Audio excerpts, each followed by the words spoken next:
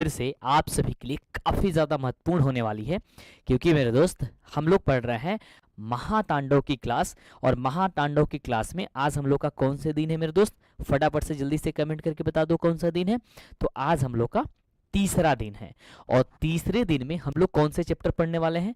बहुत ही प्यारा सा चैप्टर्स है, जिसका नाम क्या है मेरे दोस्त? जल्दी बताना फटाफट से। तो आप कहना समानांतर श्रेणी और त्रिभुज है। भाई साहब, ये दोनों चैप्टर आपकी परीक्षा के दृष्टिकोण से काफी ज्यादा महत्वपूर्ण है, लेकिन बड़ा दिक्कत होता है आपको। लेकिन आज आपकी सारी दिक्कत मैं समाप्त कर दूंगा। यदि क्लास के अंतिम तक आज बने रह गए तो समझो कि सब कुछ खत्म हो जाएगा। आपका दिक्कत जो ऑब्जेक्टिव और सब्जेक्टिव दोनों है, क्योंकि देखो इस चैप्टर से जो सब्जेक्टिव क्वेश्चन बनते हैं ना, वो ऑब्जेक्टिव को ही एक लॉन्ग प्रोसेस में जो बना देते हो उसी टाइप के बनते हैं ज्यादातर। ठीक है, तो एक बार यदि आप सभी तैयार हो तो मुझे बता दो, और हमारी आवाज यदि यदि आपके पास पहुंच रही है तो मुझे बता दो फटाफट से। और एक बार प्लीज जितने बच्चे शेयर नहीं किए होंगे वो जल्दी से क्लास को शेयर कर देंगे। ठीक है मेरे दोस्त, चले तो स्टार्ट करें आज की क्लास को। एक बार जल्दी से बता दो, ठीक है? कितना आपका सपना है मेरे दोस्त? इस वर्ष आपके एग्जाम में कितना नंबर आना चाहिए? सर 100 में 100 का स्कोर है, आपका सपना है, और वो आकर के रहेगा। आप बिल्कुल भी थोड़ा सा भी परेशान होने की जरूरत आपको नहीं है। ठीक है, चलिए बढ़ते हैं। सबसे पहले हम जानेंगे क्या चीज? तो सबसे पहले मेरे दोस्त हम लोग जानेंगे क्या चीज? समानांतर श्रेणी के बारे में, यानी कि 5वीं चैप्टर जो कि समानांतर श्रेणी है। समानांतर श्रेणी को हम लोग, आप लोग सभी क्या कहते हो? सर एपी के नाम से आप सभी जानते हैं। तो सबसे पहले आपका और हमारा जो है ना कर्तव्य यही बनता है कि सबसे पहले हम लोग ये जाने कि भाई साहब जो वास्तविक संख्या होती है वो वास्तविक संख्या क्या होती है। ठीक है, चलो एक बार सारे बच्चे लाइक कर दियो सेशन को। एक बार मुझे बता दो फटाफट से कि हाँ सर हमने लाइक कर दिया, शेयर भी कर दिया है, और कंटिन्यू आ गए हो तो बैठे रहना। ठीक है, चलो ठीक है, चलो अब मैं कमेंट भी आपका देख पा रहा हूं। सबसे पहले देखो समानांतर श्रेणी पढ़ने के लिए, अब समानांतर श्रेणी में सबसे पहले तो इसमें बार बार पद की बात आती है ना? तो सबसे पहले समझेंगे मेरे भाई कि पद क्या होता है ना? उसके बाद से समझेंगे कि श्रेणी क्या होता है, तब हम जानेंगे कि समानांतर श्रेणी क्या है। क्योंकि अगर स्टेप बाय स्टेप नहीं समझेगा ना तो थोड़ी सी ये हो जाएगी, दिक्कत हो जाएगी। ठीक है मेरे भाई, चलो तो देखो किसी अनुक्रम के सभी सदस्य जो है वो पद कहलाते हैं। कोई अनुक्रम दिया गया हो, जैसे मान लो 2 4 6 8 10 12 14 कुछ भी दिया गया हो, तो इसमें जो अंक लिखे गए ना मेरे भाई उसे हम लोग क्या कहते हैं? उसे हम लोग पद कहते हैं। क्या कहते हैं? पद कहते हैं। अब बात आती है कि श्रेणी क्या होती है मेरे भाई? क्या होती है श्रेणी? क्वेश्चन भी जानेंगे, सब कुछ जानेंगे। ठीक है, अगर श्रेणी की बात होती है तो यदि कोई अनुक्रम किसी शर्त के अनुसार लिखा गया हो उसे ही श्रेणी कहते हैं। मान लो कोई ना कोई नियम होता है, कोई ना कोई शर्त होता है, उसी अकॉर्डिंग यदि लिखा गया है तो कहा जाता है कि ये श्रेणी है, यानी उसकी श्रेणी बनाई गई है, श्रृंखला बनाई गई है। ठीक है, तो ही आपका मेरे दोस्त क्या होती है? श्रेणी होती है। अब देखो जो श्रेणी होती है ना, वो श्रेणी जो है 3 प्रकार की होती है। कितने प्रकार की मेरे भाई होती है? 3 प्रकार की होती है। और 3 प्रकार में क्या बता पाओगे? आप बता पाओगे सर 3 प्रकार में कौन कौन? जी आप बता पाओगे सर, मैंने पहले भी पढ़ा रखा आपको। सर पहला होती है आपका समानांतर श्रेणी के समानांतर श्रेणी, यानी कि श्रेणी में पहला होता है समानांतर श्रेणी, जिसे किस नाम से जानते हो? सर एपी के नाम से जानते हो। और ये कंप्लीट किस में पढ़ना है? क्लास 10th के चैप्टर में पढ़ना है, जो कि आपके लिए काफी ज्यादा योगदान निभाता है आपके चैप्टर में। ठीक है, एक होता है गुणोत्तर श्रेणी जो कि जीपी होता है। क्या होता है मेरे भाई? जो कि आपका जीपी होता है। लेकिन जीपी का यूज जो है ना आप नहीं कर पाते हो, क्यों? क्योंकि ये 11th और 12th की बात है, तो ये हम पढ़ते हैं क्लास 11th और 12th में। ठीक है, तो देखो ये इसी से रिलेट करता है, समानांतर श्रेणी से ही थोड़ा सा डिफरेंट होता है। एक होता है हरात्मक श्रेणी जिसे एचपी कहते हैं, है ना? क्या कहते हैं? एचपी कहते हैं। तो ये 3 होता है, ये भी आपके क्लास 11th तो 12th में पढ़ना होता है इसे भी। तो यहाँ पे यदि एपी समझ गए ना तो समझो कि इसकी भूमिका जो है ना बहुत ही महत्वपूर्ण है। ठीक है मेरा भाई, यस। अब समझे हम लोग अच्छे से? यस, आवाज आ रही है अच्छे से? यस, एक बार प्लीज शेयर करना। तो मेरे भाई हमने जाना कि श्रेणी जो है 3 प्रकार की होती है। एक होती है समानांतर श्रेणी, एक होती है गुणोत्तर श्रेणी, एक होता है हरात्मक श्रेणी, यानी कि एपी एचपी और एपी जीपी और एचपी होता है। ये 3 श्रेणी होता है। लेकिन कंप्लीट हमें किसमें के बारे में पढ़ना है? सिर्फ हम लोग एपी के बारे में पढ़ना है। एक बार दबा के मेरे दोस्त शेयर करना फटाफट से। ठीक है, चलो आगे बढ़ते हैं और समझते हैं। अब समझते हैं कि भाई साहब कि श्रेणी, जो श्रेणी होती है उसमें समानांतर श्रेणी क्या है, क्योंकि इसके बारे में बहुत ज्यादा हमें पढ़ना है और इसी से सारे क्वेश्चन रिलेट कर रहे हैं आपके एग्जाम में जो भी पूछा जाता है। क्योंकि देखो इस समय आपको सिर्फ वही बात किया जाएगा, आपको इस समय वही पढ़ाया जाएगा जो आपकी मेरे भाई क्या है एग्जाम में क्वेश्चन पूछा जाए, ठीक है। वही मैं पढ़ाऊंगा, वही टॉपिक लेके आऊंगा, वही चीज समझाऊंगा, इसमें वगैरह वगैरह कोई बात आपकी होने वाली नहीं है, ठीक है बाबू। यस, एक बार यस कर दो भाई फटाफट से, और दिल के इमोजी भेजो यार फटाफट से। यस, चलो समानांतर श्रेणी किसे प्रदर्शित करते हैं इसे? सर इसे एपी से प्रदर्शित करते हैं। तो ध्यान से सुनना, समानांतर श्रेणी संख्याओं की एक ऐसी सूची होती है, क्या होती है भाई? संख्याओं की एक ऐसी सूची होती है जिसमें प्रत्येक अगला पद अपने पूर्व पद की एक निश्चित राशि जोड़ने से प्राप्त होता है। यानी कि जो समानांतर श्रेणी होता है, यानी कि जो एपी होता है, इसका प्रत्येक अगला जो पद होता है, जो प्रत्येक अगला इसका पद होता है, अपने पूर्व पद में एक निश्चित राशि, यानी कि उसके पहले पद में एक निश्चित राशि जोड़ा जाता तभी अगला पद प्राप्त होता है। जैसे एग्जाम्पल के तौर पे यहां पे रखा गया है कि 2 के बाद 4 है, 4 के बाद 6 है, 6 के बाद 8 है, डॉट डॉट डॉट, आप जितना लिखना चाहते लिख सकते हो। अब इसका मतलब समझ लेते हैं तो तुरंत ही समझ में आ जाएगा। कहने का मतलब है कि अगर अगला पद ज्ञात करना होता है, जैसे मान लो कि 2 के बाद से हमें एक अगला पद ज्ञात करना है, 4 लाना, तो कैसे आया है? 2 में हम क्या जोड़े हैं? सर यहाँ पे 2 जोड़े हैं, ठीक है। फिर से 4 के बाद यदि 6 लाना है तो क्या जोड़े हैं? सर प्लस 2 जोड़े हैं। फिर 6 के बाद अगला एक पद लाना है तो क्या जोड़े हैं? सर 2 डाले हैं। यदि इसके बाद एक और अगला पद लाना होगा तो क्या होगा मेरे भाई, जल्दी बताओ? सर 10 होगा। 10 में क्या जोड़ेंगे? सर इसमें भी मंटू सर, इसमें भी हम लोग 2 जोड़ देंगे, ठीक है। यस, यानी कि जो एक निश्चित राशि जोड़ी जाती है एक पहले वाले पद में और जो श्रेणी बन जाती है वही हम लोग को क्या होती है? समानांतर श्रेणी होती है। तो यदि कोई पूछता है कि भाई समानांतर श्रेणी क्या होती है, तो मुझे ऐसा नहीं लग रहा है कि अब तुम लोग छोड़ के चले आओगे, कहोगे नहीं ये तो मुझे पता ही नहीं है ना। चलो अब देखो यार, एक चीज यहीं पे मैं समझा देता हूं। जो ये पद जोड़ा जाता है ना, जो अंक जोड़ा जाता है, यानी कि जो राशि जोड़ी जाती है, जो चीज जोड़ा जाता है ना, इसे हम लोग कहते हैं समानांतर, ये शार्ब अंतर। क्या कहते हैं? इसे ही कहते हैं हम लोग शार्ब अंतर कहते हैं, या फिर पदांतर कहते हैं। क्या कहते हैं? शार्ब अंतर कहते हैं या पदांतर कहते हैं, जो भी कहना चाहते हैं। जिसे हम लोग किसे प्रदर्शित करते हैं? सर इसे डी से प्रदर्शित करते हैं। आगे हम हालांकि इसके बारे में चर्चा करेंगे, बताएंगे, लेकिन ये पॉइंट आया तो मैंने आपको बता दिया। बार बार पूछा जाता है कि सारबंतर निकाल दो, है ना। मान लो कोई श्रेणी मेरे भाई दिया गया है और कहेगा कि इसका सारबंतर निकाल दो, तो कहने का मतलब उसका वही है कि उसमें कौन सी ऐसी राशि जोड़ी गई है जिससे कि वो बार बार अगला पद आ रहा है। तो उसका एक नियम होता है कि भाई दूसरा में से पहला घटा दो, चाहे तीसरा में से दूसरा घटा दो, चाहे चौथा में से तीसरा घटा दो, आंसर आ जाएगा। जो आएगा वही राशि होगी। जैसे मान लो कि 4 में से 2 घटाओगे तभी 2 आएगा, 6 में से 4 घटाओगे तभी 2 आएगा, 8 में से 6 घटाओगे तभी 2 आएगा, 10 में से 8 घटाओगे तभी 2 आएगा। यानी कि यही आपका क्या होता है? सर समानांतर श्रेणी होता है। डन है। अब देखो जो समानांतर श्रेणी होती है ये 2 प्रकार की होती है, लेकिन बहुत सारे बच्चे नहीं जानते। क्या आप पहले इसके पहले जानते थे? सर समानांतर श्रेणी कितने प्रकार की होती है? नीचे कमेंट करना। समानांतर श्रेणी कितनी प्रकार की होती है? तो 2 प्रकार की होती है। कितने प्रकार की? 2 प्रकार की होती है। एक होता है परिमित समानांतर श्रेणी और एक होता है मेरे भाई अपरिमित समानांतर श्रेणी, ठीक है। यस मुझे बताना, यस बताना फटाफट से। यस सर, एक होता परिमित और एक होता है अपरिमित। बड़ा सिंपल है भाई, ये परिमित क्या होता है और अपरिमित क्या होता है। अगर हम गौर से सुनेंगे और गौर से इसे समझेंगे कि परिमित क्या कहता है, तो वैसा समानांतर श्रेणी जिसका अंतिम पद निश्चित हो जाता है ना।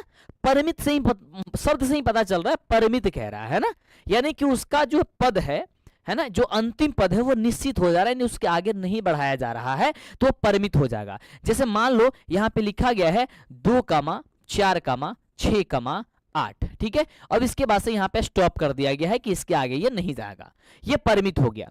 एक ऐसा होता है कि जो मान लो कि 2, 4, 6, 8, 10 और डॉट डॉट डॉट लगा दिया गया है, इसके बाद इसके अलावा भी निकाला जा सकता है, तो उसे ही सिंपल क्या कहते हैं? सर उसे हम लोग कहते हैं अपरिमित समानांतर श्रेणी। यानी कि वैसा समानांतर श्रेणी जिसका अंतिम पद निश्चित नहीं होता है उसे हम लोग क्या कहते हैं? अपरिमित समानांतर श्रेणी कहते हैं। स्टेप बाय स्टेप मेरे भाई यदि समझ गए, स्टेप बाय स्टेप मेरे बातों को समझ गए, तो समझो कि गणित के क्वेश्चन को कोई भी सॉल्व करने में आप नहीं भागोगे और आसानी से कर दोगे, क्योंकि यही तो इंपॉर्टेंस बनाता है, यही तो बताता है कि भाई कैसे बनाना है, ठीक है।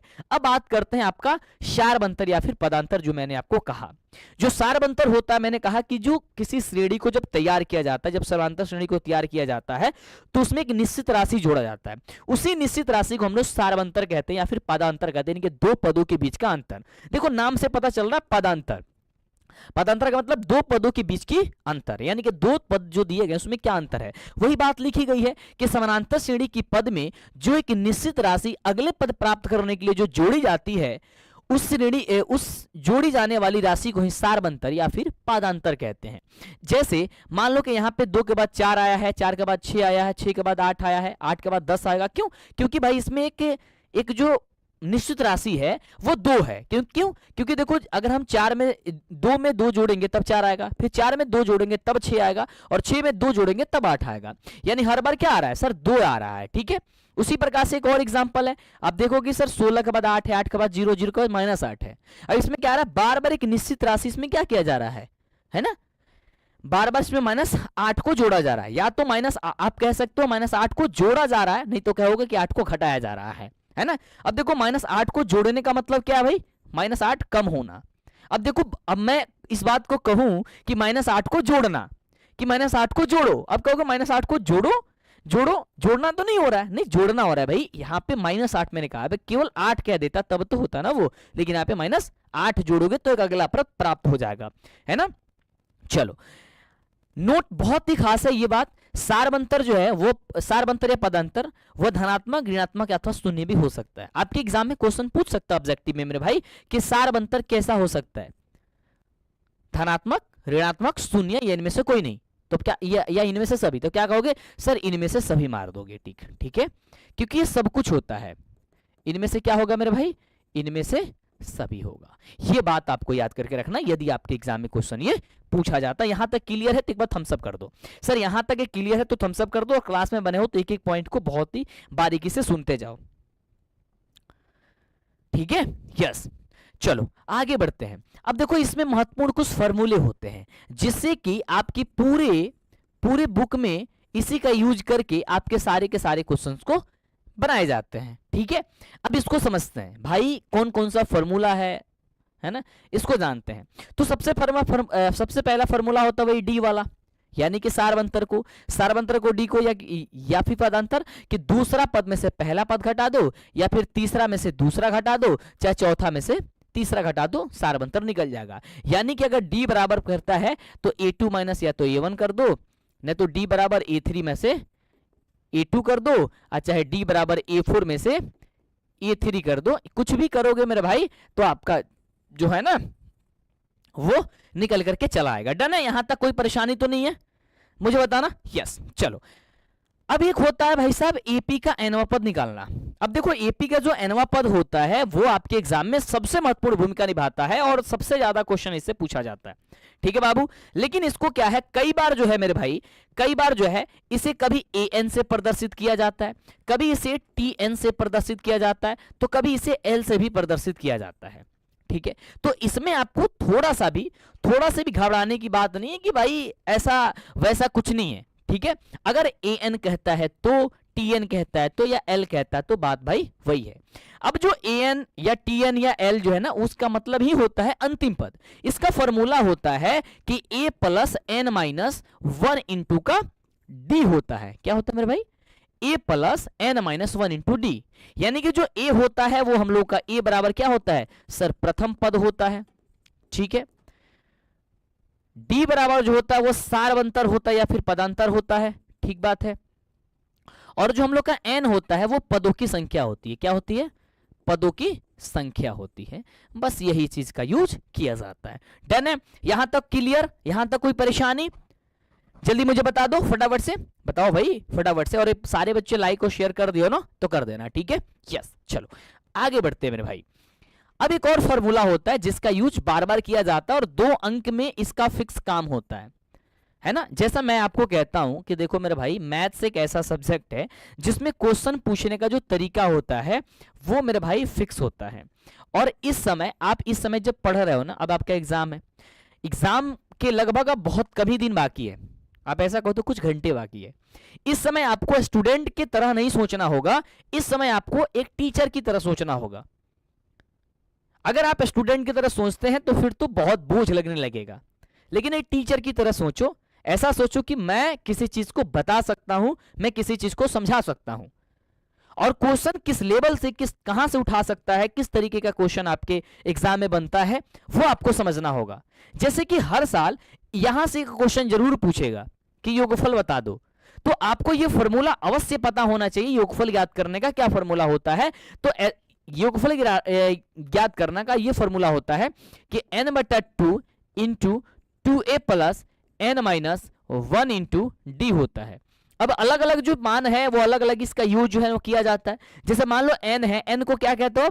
पदों की संख्या। क्या कहते हो मेरे भाई? क्या कहोगे आप? पदों की संख्या कहेंगे सर इसे, ठीक है। ए क्या कहोगे सर? कहोगे प्रथम पद हो जाएगा ए बराबर क्या होता है मंटू सर? प्रथम पद होता है। एन बराबर आपने जाना पदों की संख्या, और डी बराबर क्या होता है? तो होता है सर सारबंतर होता है। ये बात आप कभी भी मत भूलना, सही बात है। चलो अब देखो एक और फॉर्मूला होता है, जब मान लो कि कभी ए एन का मान दे दिया गया हो, मान लो कि कोई ऐसा क्वेश्चन है जिसमें अंतिम पद दिख रहा होगा आपको, है ना, यानी कि ए एन का वैल्यू पहले से पता होगा, है ना, फाइंड होगा आपको पहले से पता होगा, तब उसमें पता होगा ना, तो इतना लंबा चौड़ा फॉर्मूला लगाने की कोई जरूरत नहीं है। सिर्फ आप फॉर्मूला लगा सकते हो n/2 into A plus A N, है ना।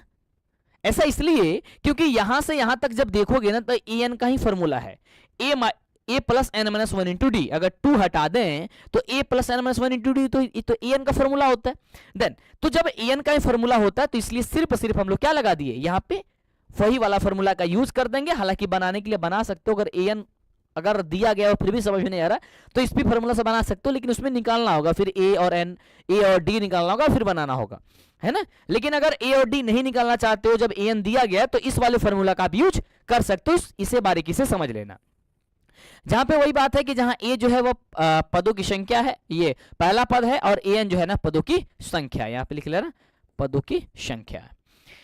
अब देखो एपी के क्रमागत 3 पद यदि कहीं पूछ दे कि एपी का क्रमागत 3 पद, क्रमागत का मतलब होता है मेरे भाई लगातार। देखो कई बार जैसे क्रमागत पूछता है ना, तो क्रमागत बहुत सारे बच्चे नहीं समझ पाते हैं कि भाई ये क्रमागत का कह रहल बटे। तो क्रमागत कुछ ना भाई, ये क्रमागत का मतलब ही होता है लगातार। कैसा होता है? लगातार होता है, ठीक बात है। अब देखो क्रमागत का मतलब होता है लगातार, तो लगातार 3 पद कहेगा तो प्रथम पद होता है ए माइनस का डी, दूसरा होता है ए, और तीसरा होता है ए प्लस का डी। इस तरीके से निकाल सकते हो। क्रमागत यदि चौथा पद है तो ये वाले फॉर्मूला का यूज करेंगे, क्रमागत 5वां पद निकालना हो तो ये वाला निकालोगे। बट ये दोनों का यूज जो है ना एग्जाम में उतना नहीं होता है, तो इस पे ज्यादा ध्यान देने की जरूरत नहीं। हमने तो बेसिक में रखा था तो इसको बता दिया। सिर्फ आपको यही वाला यूज करना होगा और यही वाला आपको समझना होगा, बस इतना ध्यान में यदि है तो समझो कि सारी की सारी बात क्लियर है, ठीक है। यस, एक बार मुझे बात बताना, थम्स अप करना फटाफट से कि ये सारी चीजें क्लियर है कि नहीं क्लियर है। फिर हम लोग क्वेश्चन की ओर बढ़ेंगे। डन। अब आ गई क्वेश्चन। अब यदि क्वेश्चन आया तो आज जो है ना आपको ऑप्शन के साथ क्वेश्चन मिलेगा। इसका रीजन है क्यों? क्योंकि इसमें देखो बिना ऑप्शन का अगर करेंगे ना, इसमें बिना ऑप्शन का तो आंसर तो होगा, थोड़ी सी आपको समझने में दिक्कत होगा। तो मैंने सोचा कि नहीं, आज जो आपका त्रिभुज और इसका त्रिभुज प्लस समानांतर जो श्रेणी है, ठीक है, समानांतर श्रेणी जो है, ये दोनों का दोनों मेरे भाई, दोनों का दोनों मेरे भाई क्या करना होगा आपको, ऑप्शन के साथ में आपको डील कराऊंगा, ठीक है। अब इसका आंसर करना फटाफट से, जल्दी से, जितना फास्ट आपसे हो सकता है, जितने अच्छे से आप कवर कर सकते हो, जितने अच्छे से इसे बना सकते हो, उतने जल्दी अगर इसे करोगे तो हमें भी खुशी होगी और हम भी जल्दी से समाप्त करेंगे, ठीक बात है। मैंने कहा था कि मैं डेली आऊंगा, 6 बजे आऊंगा, तो 6 बजे से लगभग 2 घंटे की भी क्लास कभी हो सकती है, कभी 3 घंटे की भी हो सकती है। जैसे कल की क्लास जो है ना, कल की क्लास सबसे खास है। कल की जो क्लास होगी, कल की क्लास लंबी होंगी और कल की क्लास सबसे खास है, क्योंकि कल जो कवर होगा ना सिर्फ आपके लिए मैं बता दूं 40 से 50 नंबर कल आपके एग्जाम में आ जाएंगे। कल की जो क्लास है इतनी इंपोर्टेंट है कल की क्लास। कल की क्लास में यदि तुम भूल गए, छोड़ दिए, तो समझो कि गड़बड़ हो जाएंगे, क्योंकि पता होगा कि आपको कल कौन से चैप्टर पढ़ने वाले हैं। मेरे भाई जल्दी बताओ, कल का जो महातांडव की क्लास है कल शाम 6 बजे, मैं चाहूंगा कि कल शाम 6 बजे सारे बच्चे वेट करें आकर के 6 बजे, मुझे बहुत खुशी होगी। है ना। मुझे बताओ कि करोगे कल आकर के 6 बजे, क्योंकि कल यदि 40 से 50 नंबर की तैयारी मैं आपको कल करा दूंगा। जो चैप्टर मैं कल लेकर के आने वाला हूं वो सबसे खास है, ठीक है। तो मुझे बता दो थम्स अप करके कहां से हम लोग तैयार हैं, ठीक है। और एक बार दबा के सारे बच्चों के साथ शेयर करना, और जितने भी क्लास कर रहा हूं ना, 7 क्लास है यार, 7 वीडियो है। यदि 7 वीडियो तुम नहीं पढ़े ना, 7 दिन नहीं पढ़े मैथ में, तो फिर क्या ही करोगे, है ना। तो पढ़ना पड़ेगा भाई। ये 2021 में क्वेश्चन पूछा गया था, बहुत ही प्यारा है कि समानांतर श्रेणी का सार अंतर ज्ञात कर दो। बहुत सिंपल है, सिंपल से क्या करेंगे, दूसरा में से पहला घटा देंगे, -6 में से घटाएंगे -10 को। मेरे बच्चे करते क्या हो, गलती हो जाती है आप लोगों से, और बार बार बोर्ड वाले इसी तरीके के बहुत एक्सपर्ट होते हैं वो क्वेश्चन देने में। वो जानते हैं कि -6 में से -10 घटाओगे तो आप तब का कितना आ जाएगा, -16 आ जाएगा, ऐसे घटाओगे तुम लोग। ये गलत प्रोसेस है, क्योंकि इसमें कहा कि घटाना है आपको। तो -6 में से माइनस पहले लगाओ, तो माइनस तो माइनस और माइनस माइनस हो जाएगा प्लस, प्लस हो जाएगा 10 मेरे भाई। तो कितना हो जाएगा, ये आपका हो जाएगा मेरे भाई 4, ठीक है। तो 4 इसका आंसर हो जाएगा, जो कि ऑप्शन नंबर कितना दिया गया है सर, बी नंबर दिया गया है। मुझे बताओ किसका किसका बी नंबर है, एक बार हाथ खड़ा करना, किसका किसका बी नंबर है। बहुत सारे बच्चों का ए नंबर आ गया भाई, गलत है, ठीक है। कैसे कैसे आपका -4 कैसे आ जाएगा भाई। अब मुझे बताओ -6 है और घटाना है माइनस को 10 को, ठीक है। 6 में से -10 घटाना है, तो माइनस माइनस माइनस हो जाएगा प्लस का 10, और ये प्लस में 10 है और माइनस में 6 है, तो कितना होगा, प्लस का 4 आएगा ना सर, बी नंबर होगा ना। हाँ प्लस का 4 आएगा, यही तो गड़बड़ करते हो भाई मेरे, यही तो गड़बड़ होता है। और कल की जो सेशन है ना, 40 से 50 नंबर केवल कल की सेशन से आएंगी, और मुझे लग रहा है कि कल का सेशन 3 घंटे से कम नहीं होगा, मुझे ऐसा लग रहा है। क्योंकि कल कौन सा चैप्टर पढ़ने वाले मेरे भाई, जल्दी बता दो फटाफट से, अगला क्वेश्चन तब तक बताओ। अब देखो इस क्वेश्चन में जब तुम फंस जाओगे, 2000 ये लगभग 20 या 21 में ये भी पूछा था, फंस जाओगे इस क्वेश्चन में, जल्दी बनाओ। कह रहा है कि x+2 और 3x और 4x+1 समानांतर श्रेणी में हो, तो x का जो वैल्यू है, x का जो मान है, वो क्या निकल के आएगा, समानांतर श्रेणी में है। तो देखो समानांतर श्रेणी कब होता है, समानांतर श्रेणी में तब होता है जब उसके d का मान बराबर होगा।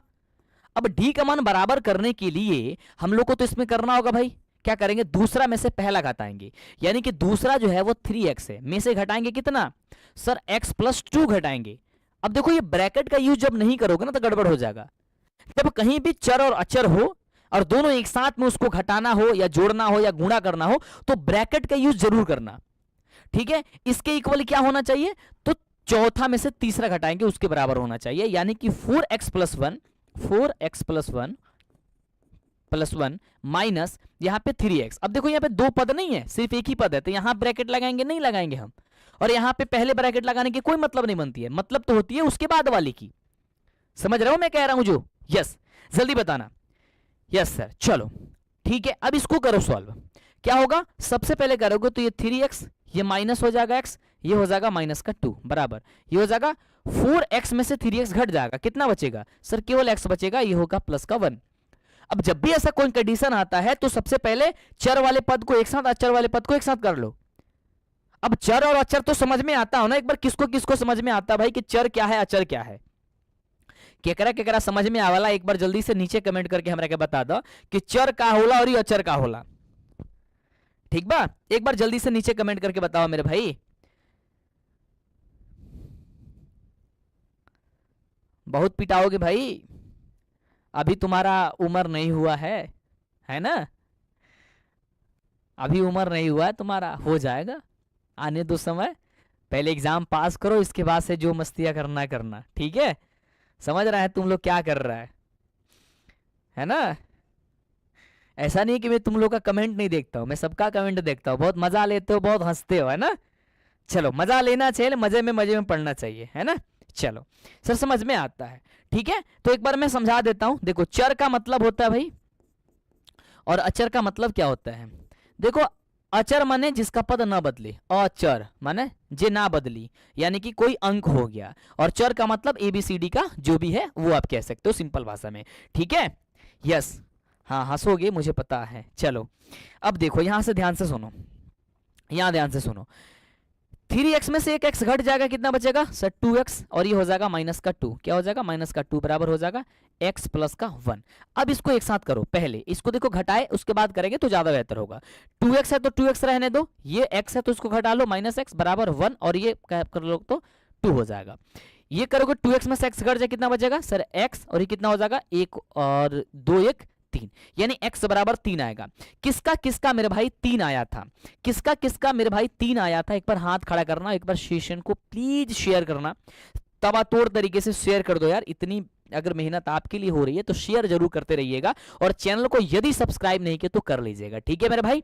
चलो बाबू अगला क्वेश्चन का जवाब बताओ, समानांतर श्रेणी में हो तो सार्वंतर क्या होगा। अब बड़ा ही मस्त क्वेश्चन है भाई, दूसरा पद में से पहला घटा देना, यानी कि -4 में से 0 को घटा देना, कितना आएगा सर -4 आएगा, ऑप्शन नंबर सी दिया गया है, बड़ा सिंपल है। अगला, हाँ ये देखो, अब देखो आपके एग्जाम में ये खास होता है, मतलब ये खास का मतलब होता है हमेशा पूछा जाएगा।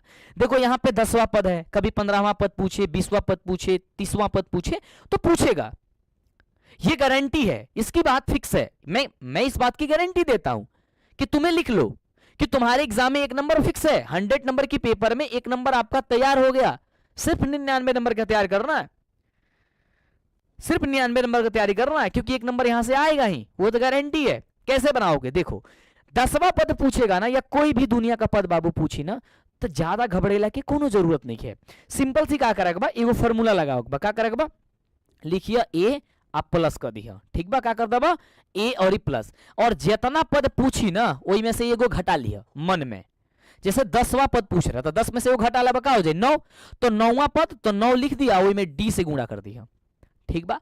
अब तारा खुद ब खुद समझ में आ गई कि भाई अब इसमें करना क्या है, मेरे को क्या करना है, तो ए का मान रखना है, डी का मान रखेंगे, आंसर आ जाएगा, सीधी सी बात है। चलो तो ए का मतलब होता है प्रथम पद में, पहला पद कौन बा सर 2 है, तो लिख दो 2 प्लस 9 इंटू डी का मान क्या हो जाएगा सर, दूसरा में से पहला घटा देंगे, 7 में से 2 घटा देंगे, कितना आ जाएगा सर 5 हो जाएगा, ये लिख देंगे 5, तो कितना हो जाएगा सर 2 और 9 पचे 45, 45 अब्दुल कितना सर 47, किसका किसका 47 आया है, देखो ऑप्शन में कहीं है, यस, तो इस तरीके से ऑप्शन में होगा, तो आप लोग टिक करके आसानी से चले आ सकते हो, सही बात है, यस। सरजिया भोजपुरी बड़ा मस्त बोलते हैं, अरे यार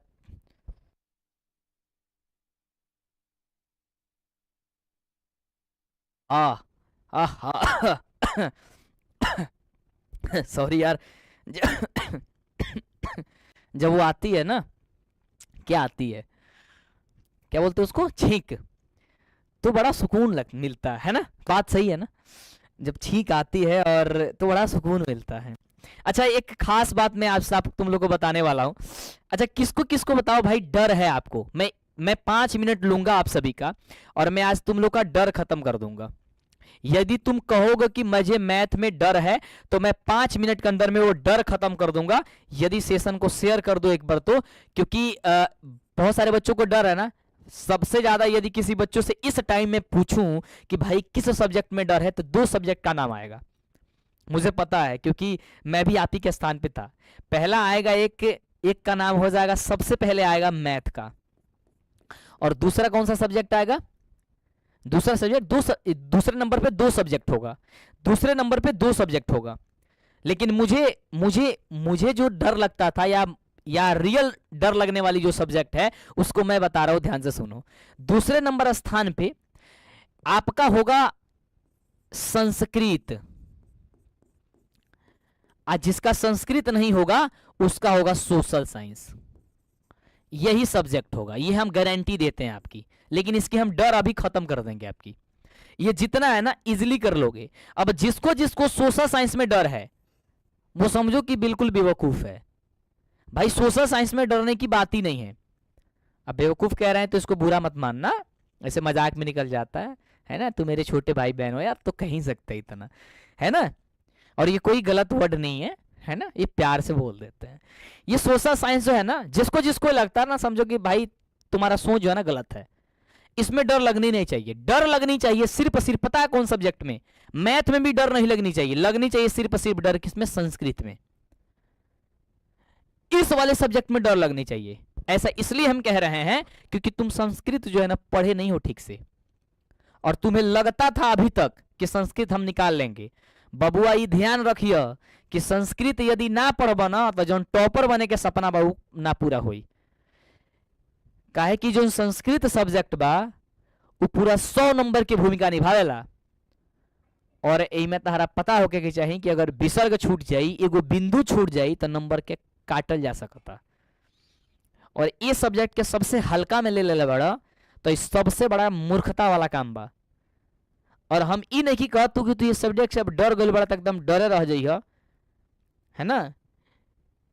ई कोनो जानवर ना है कि तारा पर हमला कर दी।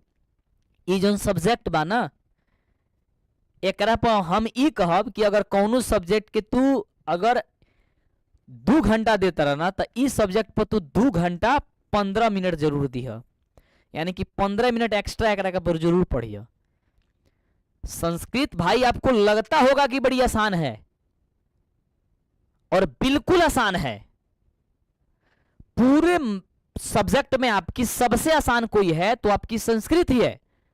लेकिन आप इसको इतना हार्ड बना दिए हो जिसका कोई लिमिट नहीं है, क्योंकि आपने कुछ नहीं पढ़ा है।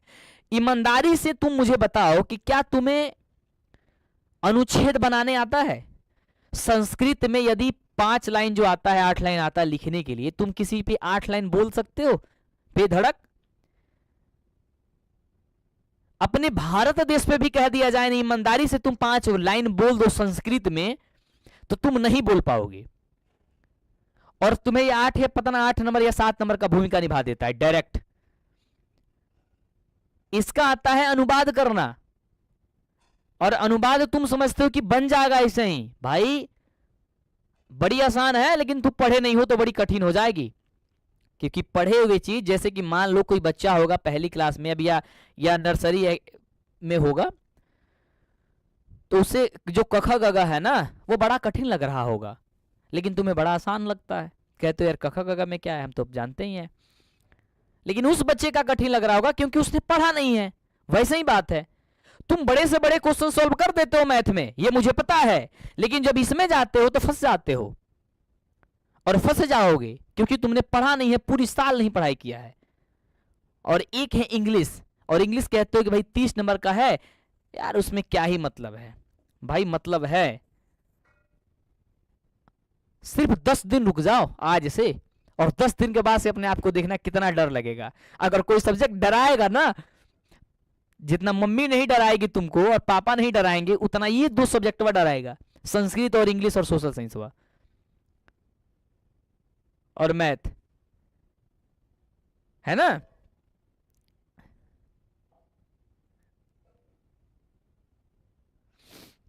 एक बच्चा कह रहा है कि सर केवल आप सिस्टर को बताते अपने भाई को नहीं बताओगे। मेरे भाई तुमको काहे नहीं बताएंगे यार, सब कुछ तो तुम्हारे लिए कर रहे हैं, है ना। जितने मेरी बहनें हैं उसको तो हम सिखा ही रहे हैं यार। अपने भाई को उसके साथ साथ तो मेरे भाई हैं, है ना। मेरी बहनें के साथ साथ मेरे भाई है, सब लोग हैं आप लोग यार, इसमें कोई दिक्कत नहीं है। लेकिन देखो इन सारी चीज को तुम समझो, मैं तुम्हें आगाह कर रहा हूं भाई, मौका है, तुम जुट जाओ पढ़ाई में, रिवीजन रट डालो। एक बच्चा कहा कमेंट करके मुझे कि सर ये बता दीजिए कितना घंटा पढ़ना है कितना घंटा पढ़ना है एग्जाम की टाइमिंग में। सर मैं 8 घंटा पढ़ूं तो टॉपर बन जाऊंगा, कि 10 घंटा पढ़ूं कि 12 घंटा पढ़ूं। मंटू सर आप बता दीजिएगा ना, आप बता दीजिएगा तो मैं उतने घंटे पढ़ूंगा, मैं टॉपर बन जाऊंगा। मैंने कहा यार मेरे कहने से तुम 12 घंटा भी पढ़ोगे ना तो तभी टॉपर नहीं बनोगे, क्योंकि टॉपर बनने के लिए टाइम नहीं मायने रखता है कि तुम कितना पढ़ रहे हो, कितना पढ़ना है, कितना पढ़ना चाहिए। नहीं भाई, वो नहीं मायने रखता है, और वो मायने रखना भी नहीं है। टॉपर स्टूडेंट वही बनते हैं जिसका कोई लिमिट नहीं है, सब उल्टा होता है, सब उल्टा उसका होता है। उसका कोई टाइम नहीं, बैठेगा पढ़ने के लिए पता नहीं कब पढ़ते रह जाएगा। पढ़ने का अच्छे टाइम में बताऊं, और मैं अभी तक जैसे पढ़ाई किया हूं कहोगे तो मैं बताऊंगा भाई। 16 से 17 लाख तुम्हारे साथ विद्यार्थी बैठेंगे, तुम अपने क्लास में 10 बच्चों बैठते हैं, 20 बच्चे या 50 बच्चे या 100 बच्चे होते हैं तुम्हारे क्लासरूम में, या 200 बच्चे होते हैं, और उसमें कहते हो यार मैं इससे आगे नहीं जा पा रहा हूं, तो सोचो कि जब 16 लाख से ज्यादा विद्यार्थी बैठेंगे और उसमें तुम्हें नंबर 1 बनना होगा, तो इसका मतलब होता है कि आपको उनसे सबसे अलग करना होगा। यदि सब लोग वही काम कर रहे होंगे तो तुम भी तो वहीं पे रह जाओगे। 16 से 17 लाख विद्यार्थी में एक दो बच्चा टॉपर रैंक कौन लाता है, या टॉप 10 में बच्चे आते हैं, या डिस्ट्रिक्ट टॉपर आते हैं, तो वो बच्चे कहीं ना कहीं तो अलग किए होंगे। तो अलग जब करेंगे या अलग तुम करोगे तब तो होगा। ऐसा तो नहीं है भाई कि भाई वो कुछ किए नहीं है,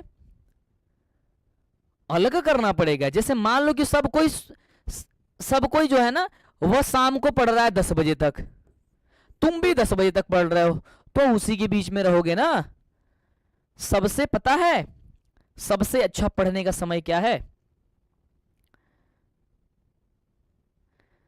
सबसे अच्छा बताऊं मैं क्या है पढ़ने का टाइम? एक बार हाँ या ना बोलो फटाफट से, सबका यस यस कमेंट में गुजना चाहिए, फिर मैं बताऊंगा, तब तक आंसर भी करो आप लोग। समानांतर श्रेणी इतना का सारबंतर क्या होगा? इसमें भी सारबंतर ही बताना है। दूसरा में से पहला पद घटा दो, 5/4 में से 3/4 घटा दो, कितना होगा? नीचे का समान है तो 4 ही हो जाएगा, 5 - 3 यानी कि हो जाएगा 2/4, कटाएंगे हो जाएगा सर 1/2, जो कि ऑप्शन नंबर सी हुआ है। ठीक है, यस सबका आ रहा है। सर बता दीजिए पढ़ने का टाइम टेबल सबसे बढ़िया क्या है? भाई सबसे बढ़िया पढ़ने का टाइम टेबल होता है सबसे अलग करो। घर वालों से पहले ही बोल दो, मम्मी पापा से पहले ही बोल दो कि भाई ऐसा वैसा कुछ नहीं, हमारा जब तक एग्जाम नहीं होता बीतता है तब तक मेरा कोई टाइम टेबल ध्यान मत दीजिएगा हमारे ऊपर, क्योंकि मैं अपने अनुसार अपने लाइफ को जीना चाहता हूं।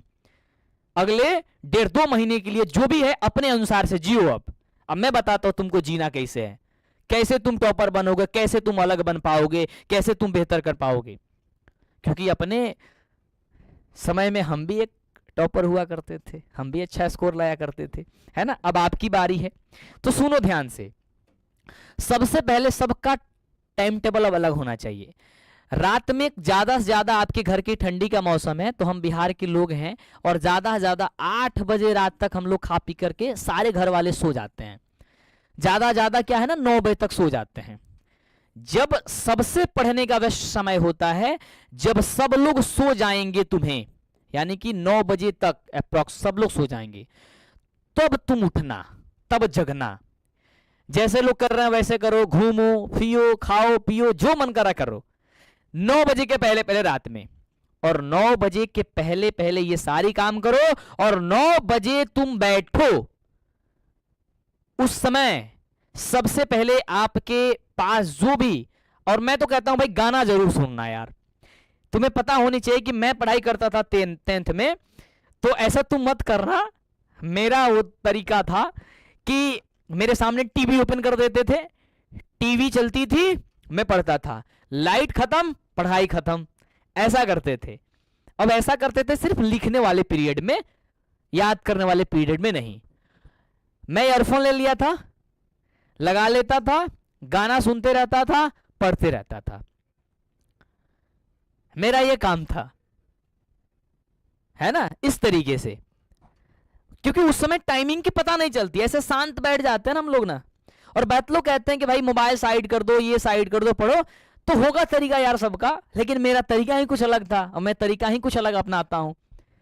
लेकिन जो सबके लिए कारगर है, ये काम मत करना जो मैं कर रहा हूं। तुम भी गाना वाना मत सुनने लग जाना यार कि मंटू सर कह दिया गाना सुनकर पढ़ाई करो, है ना। ये मैं अपने पे लागू किया था और मैं उस अनुसार ढल गया था,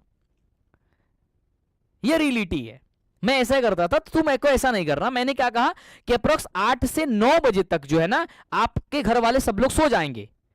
अब अपनी लाइफ जीना, 9 बजे उठना, 9 बजे से कम 3 बजे तक, 3:30 बजे तक, 4 बजे तक पढ़ना, और उसके बाद से सोना।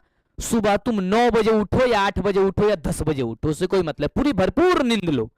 फिर 10 बजे उठो, खाना पीना खाओ, घूमो, 1 घंटा घूमो, फिर सुबह से पढ़ो, और फिर समय आप पढ़ते जाओ जब तक मन करता है तब तक पढ़ना है आपको। कोई टाइमिंग नहीं लगाना कि घंटी बजा, 1 घंटा हो गया बंद कर देते हैं। भाई ऐसे टॉपर थोड़ी ना बनोगे यार। अब ये बताओ सबसे अलग होगा कि नहीं होगा? बाबू इस सबसे अलग हुई तब पढ़ाई के मतलब समझ में आवेला। जैसे हम जब पढ़ाने लगते हैं तुमको तो 2 घंटे बीत जाता है, 3 घंटे बीत जाता है, हमसे बातें कर रहे हो, कितने घंटे से हम लोग पढ़ रहे हैं, कोई मतलब नहीं है, पढ़ते जा रहे हैं पढ़ते जा रहे हैं, जब तक क्लास खत्म नहीं होगा तब तक पढ़ेंगे। ये होती है जुनून और ये होती है जज्बा। जैसे मैंने कह दिया कि भाई कल की जो क्लास है वो सबके लिए बड़ी खास होने वाली है, तो प्लीज आप सारी बच्चे 6 बजे आकर के वेट करना। क्यों? ऐसा इसलिए क्योंकि कल जो आपको 2 चैप्टर पढ़ाने वाले हैं, पता कौन कौन सा, जो कि 40 से 50 नंबर आपको दिला देगा। सिर्फ कल की क्लास, सिर्फ कल की क्लास जो है ना वो 40 से 50 नंबर दिला देगा तुम्हारे पेपर में।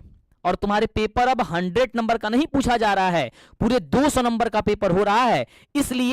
इसलिए जो है ना मेरे बच्चे 40 से 50 नंबर कल आ जाएगा, क्योंकि कल पता है कौन सा चैप्टर, एक बार मैं देखना चाहता हूं कि आप लोग के अंदर वो है, वो पावर की तुम जानते हो कि हाँ मंटू सर कल क्या पढ़ाने वाले हैं। केवल अकेला टॉपिक, केवल अकेला चैप्टर कल 40 नंबर भूमिका निभाता है आपके एग्जाम में, 40 नंबर का। कौन सा है सर? कल हम आपको पढ़ाने वाले हैं निर्देशांक ज्यामिति। क्या पढ़ाने वाले हैं? निर्देशांक ज्यामिति।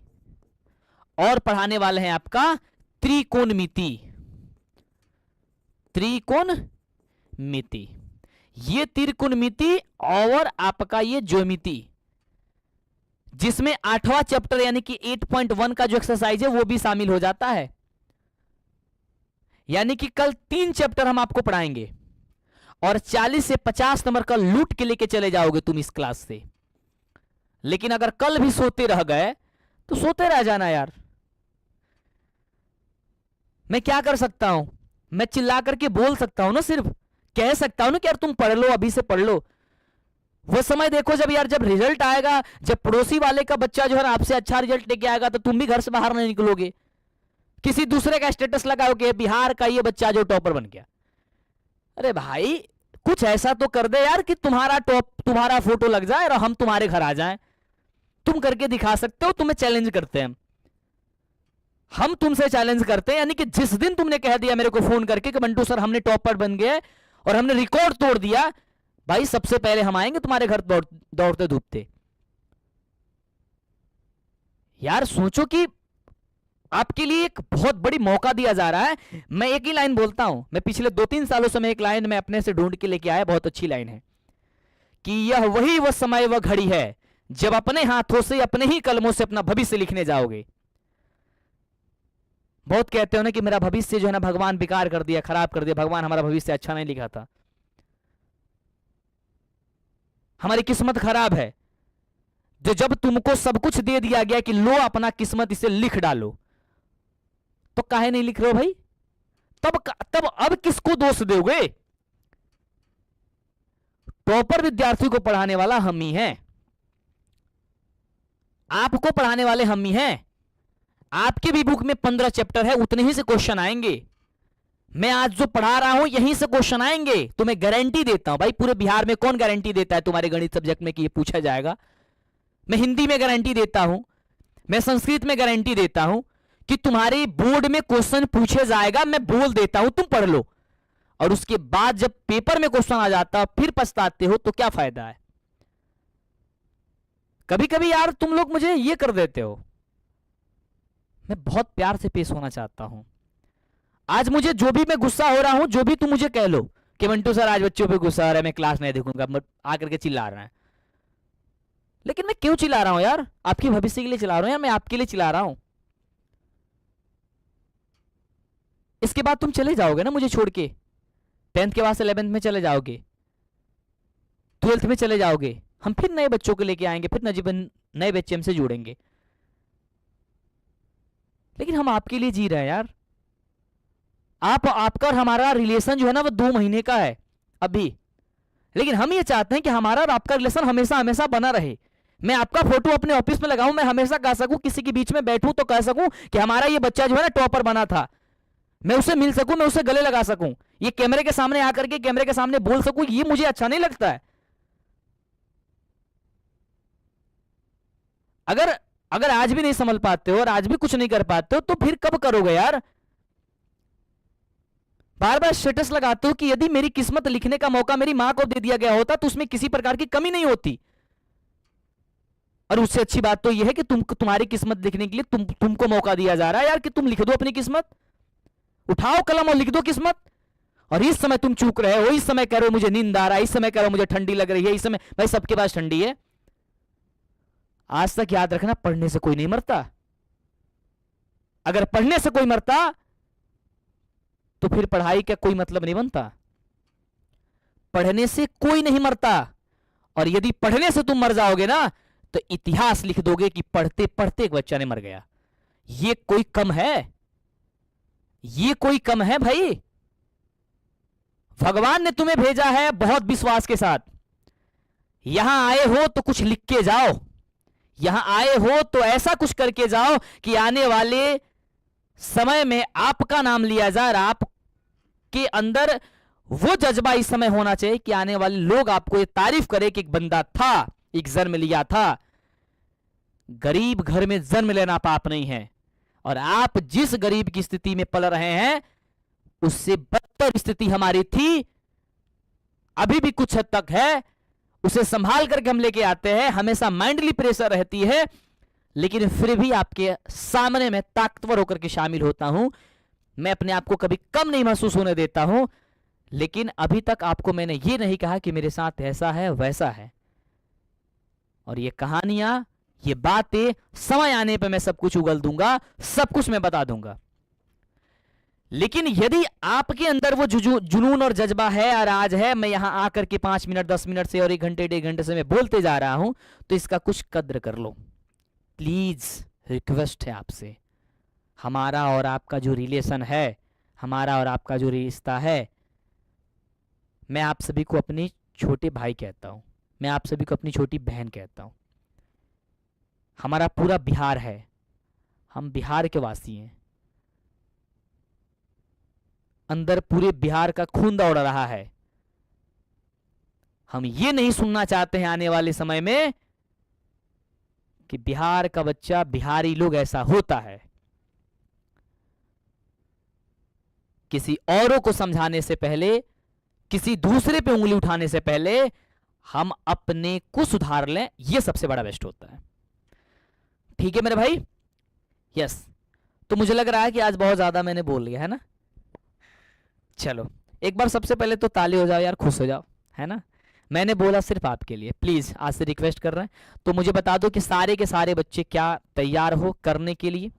कि हाँ मंटू सर हम लोग करने के लिए तैयार हैं। कल के सेशन में मैं देखना चाहता हूं ये पावर। आज तो कह रहे हो कि हाँ एकदम बढ़िया से। कल 6 बजे सेशन में 1000 से बच्चा कम अगर वेट किया तो फिर अच्छी बात नहीं है। आज चैलेंज करते हैं, यदि इस चैलेंज को पूरा किए तो समझो कि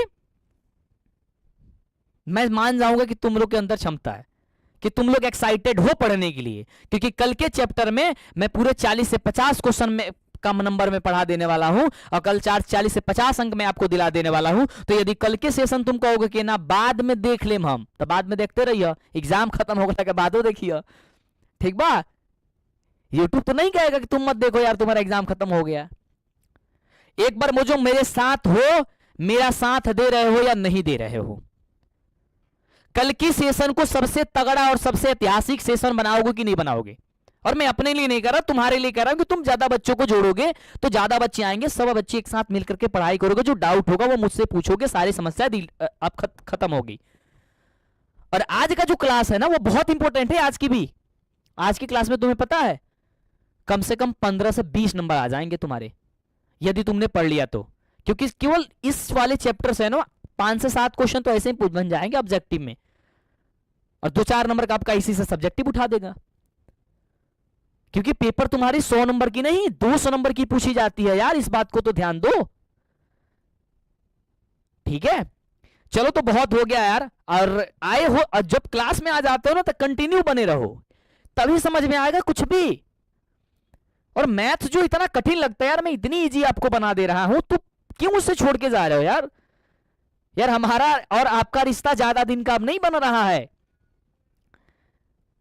लेकिन मैं नहीं चाहता हूं कि रिलेशन सिर्फ इतने दिन का रहे। मैं चाहता हूं कि मैं आपको सब जगह, हर जगह मैं उपस्थित रहूं, मैं पढ़ाऊं।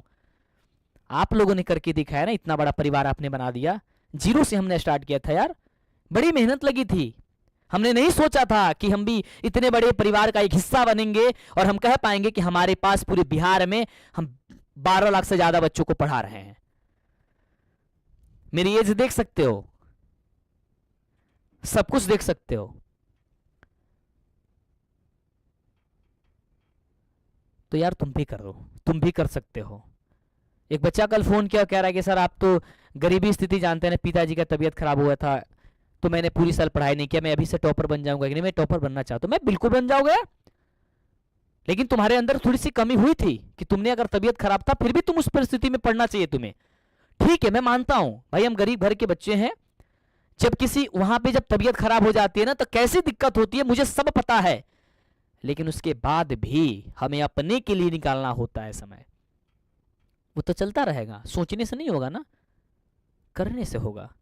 लेकिन वो जो हुआ सो हुआ। यदि आज से ठान लिया ना 2 महीने के अंदर में, कौन कहता कि तुम टॉपर नहीं बन पाओगे? मैं तुम्हें बना के दिखाऊंगा, यह हमारी गारंटी है।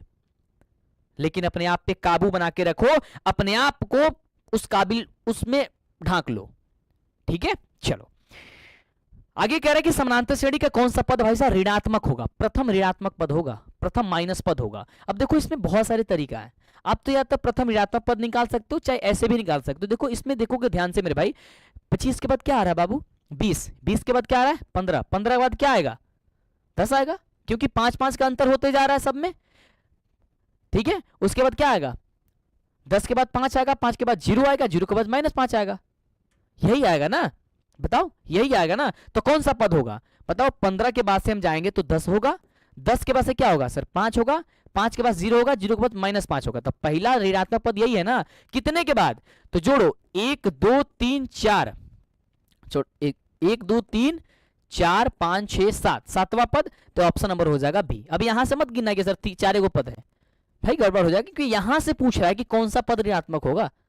तो ये होगा माइनस, ये आपका सातवां पद होगा। इस बात को गौर करो और अगले क्वेश्चन की। अब यदि आपके अंदर जुनून और जज्बा है तो आज से और अभी से लड़ो अपने आप के लिए। और मौका जब भगवान और आपको और हम और सभी लोग आपको मौका दे रहे हैं कि अपने हाथ से जाओ, भविष्य लिखो। ऐसा मैं इसलिए कह रहा हूं कि जैसे ही तुम्हारा पेपर में रिजल्ट में नंबर आएगा ना, तुम्हारे रिलेशन वाले भी कहेंगे कि मैं बच्चों को पढ़ा देता। गवर्नमेंट अब आपको 1 लाख नहीं 2 लाख रुपए दे रही है, लैपटॉप दे रही है। उसके बाद पता है क्या देती है इस वर्ष से? पहले 1000-1500 रुपए दिया जाता था प्रत्येक महीना, अब 2000 रुपए महीना भी मिलेगा। ये बात नहीं जानते होगे तुम लोग। और आज अब इतना करने के बाद भी कहते हो कि हम गरीब हैं। तो तुम तो अपने अपने कर्म पे गरीब हो ना यार।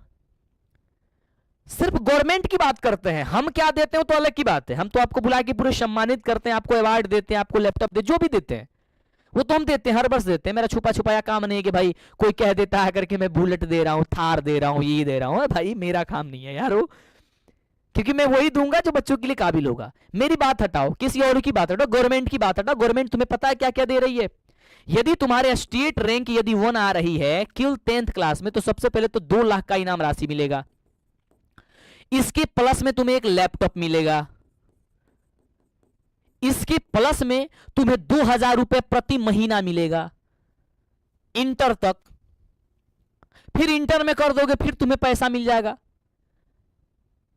फिर आगे की तुम पढ़ाई कर लोगे, फिर उसमें बेहतर कर दोगे, वहां पैसा मिल जाएगा। ये तो सिर्फ गवर्नमेंट की बात है कि तुम्हें लैपटॉप दिया जा रहा है, 2 लाख की इनाम राशि दिया जा रहा है, प्रत्येक महीना 2000 रुपया दिया जा रहा हो। आज कह रहे हो कि हम नहीं पढ़ेंगे, तो मत पढ़ो, चले जाओ क्लास से।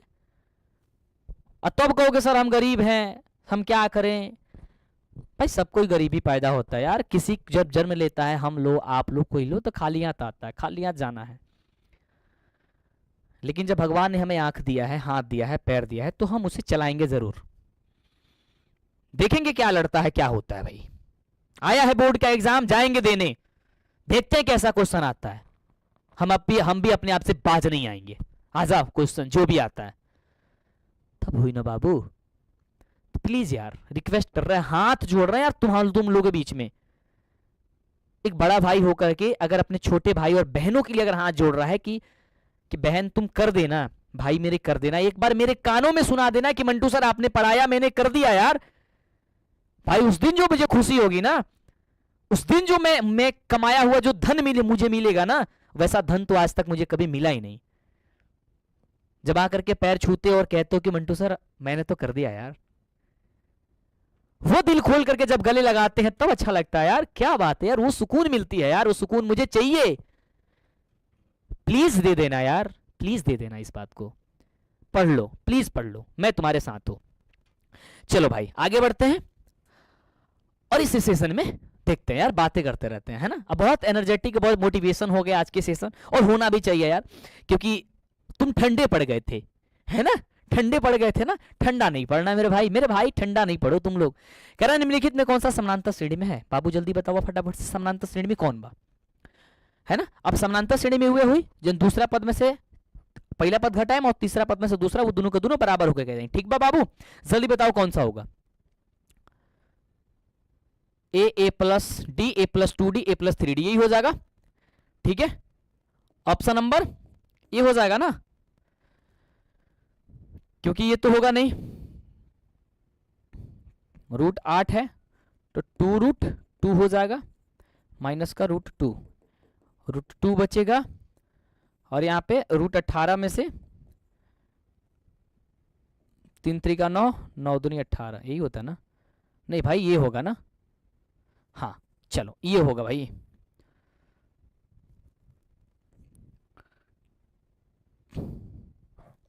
सी नंबर कैसे होगा भाई?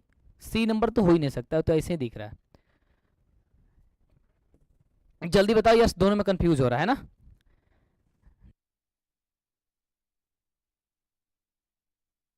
ठीक है, आप क्या करोगे, फटाफट से क्या करोगे, आप इसको घटा दोगे।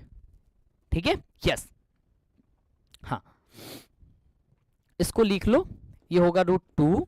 इसको क्या लिख सकते हो, 2 दूनी 4 दूनी 8, इसको करोगे 3 3 9, 9 दूनी 18, इसका करोगे 4 चौका 16, 16 दूनी 32, यही होगा ना। तो रूट 2 में से 2 घटाओगे तो कितना होगा, रूट 2 होगा, और रूट 3 में से 2 रूट 3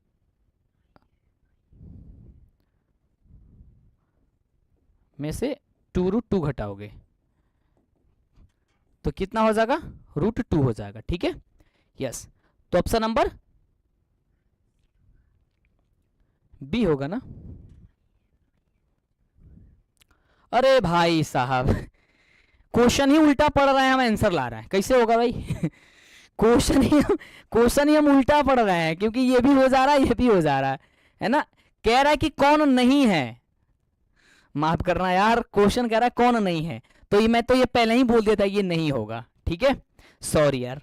ठीक है, अच्छा क्वेश्चन पहले पढ़िए, ठीक है भाई पढ़ लिया यार तुम लोग, सॉरी यार सॉरी। ठीक है, सॉरी। चलो अगला क्वेश्चन कह रहा है, मेरा भाई कह रहा है कि समानांतर श्रेणी का 12वां पद क्या होगा? मैंने क्या बताया था भाई, सबसे पहले बाबू लिख दिया ए प्लस, जितना पूछी ना ओई में से एगो घटा दिया, तो कितना हो जाए 11 डी।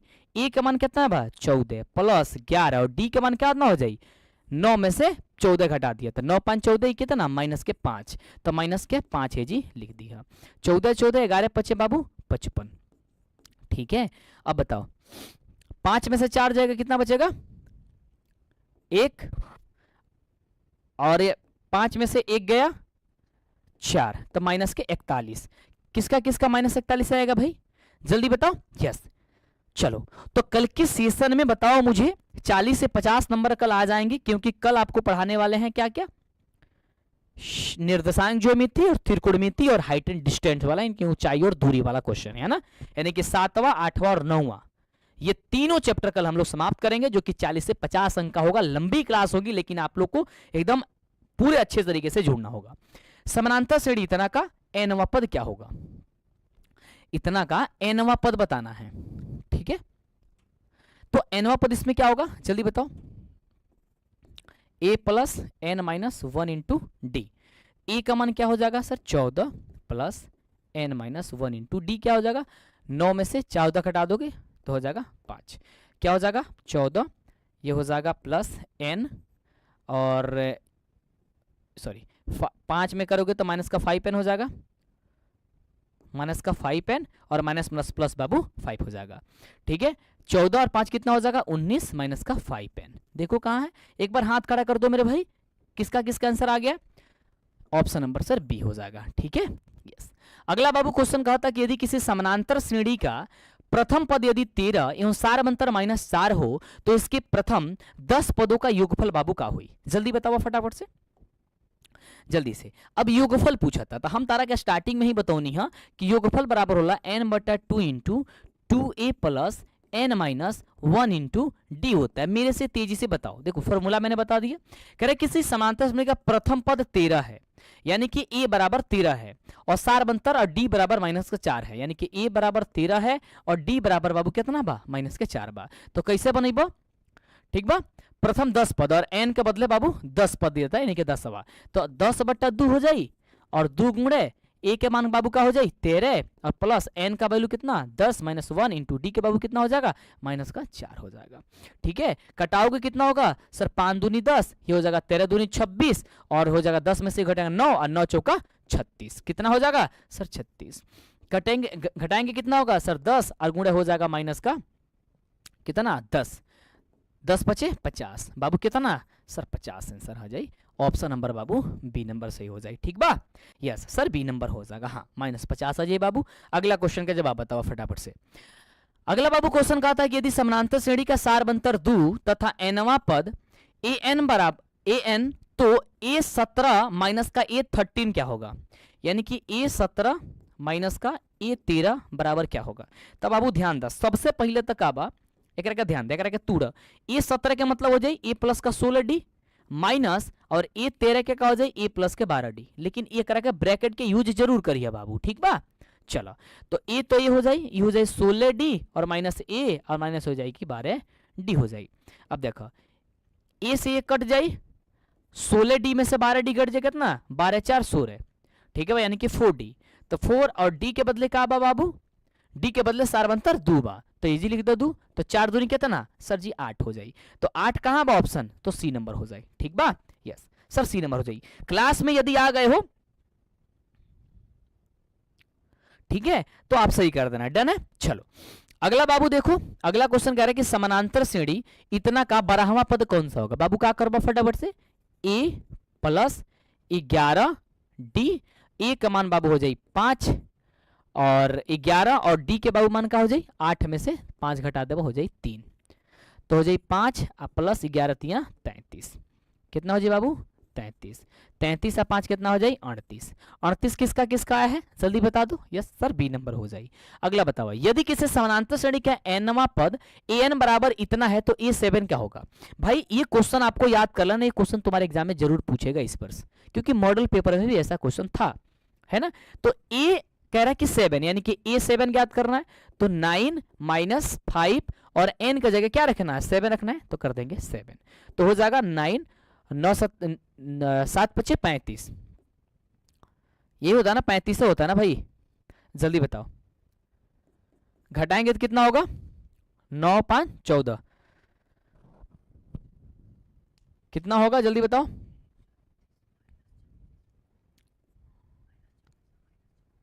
-26 कहाँ है ऑप्शन नंबर बी हो जाएगा। ठीक है, यस चलो अगले क्वेश्चन का जवाब बताना मेरे भाई जल्दी से।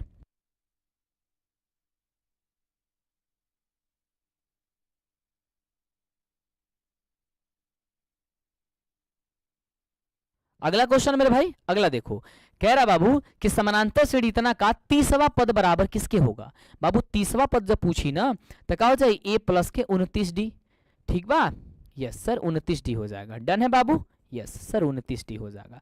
a का मान बाबू हो जाए 10 और 29 तो 29 और इंटू डी के मान का हो जाए दूसरा पद में से पहला पद घटे 7 में से 10 घटा देगा कितना हो जाए -3 हो जाए। तो 10 और 29 में 3 से गुणा कर देगा कितना हो जाए 9 3 27 के 7 अरे 7 बचल 2 और 3 दूनी 6 और 6 व 2 8 कितना हो जाए 87 घटा दो कितना हो जाए -77 बाबू।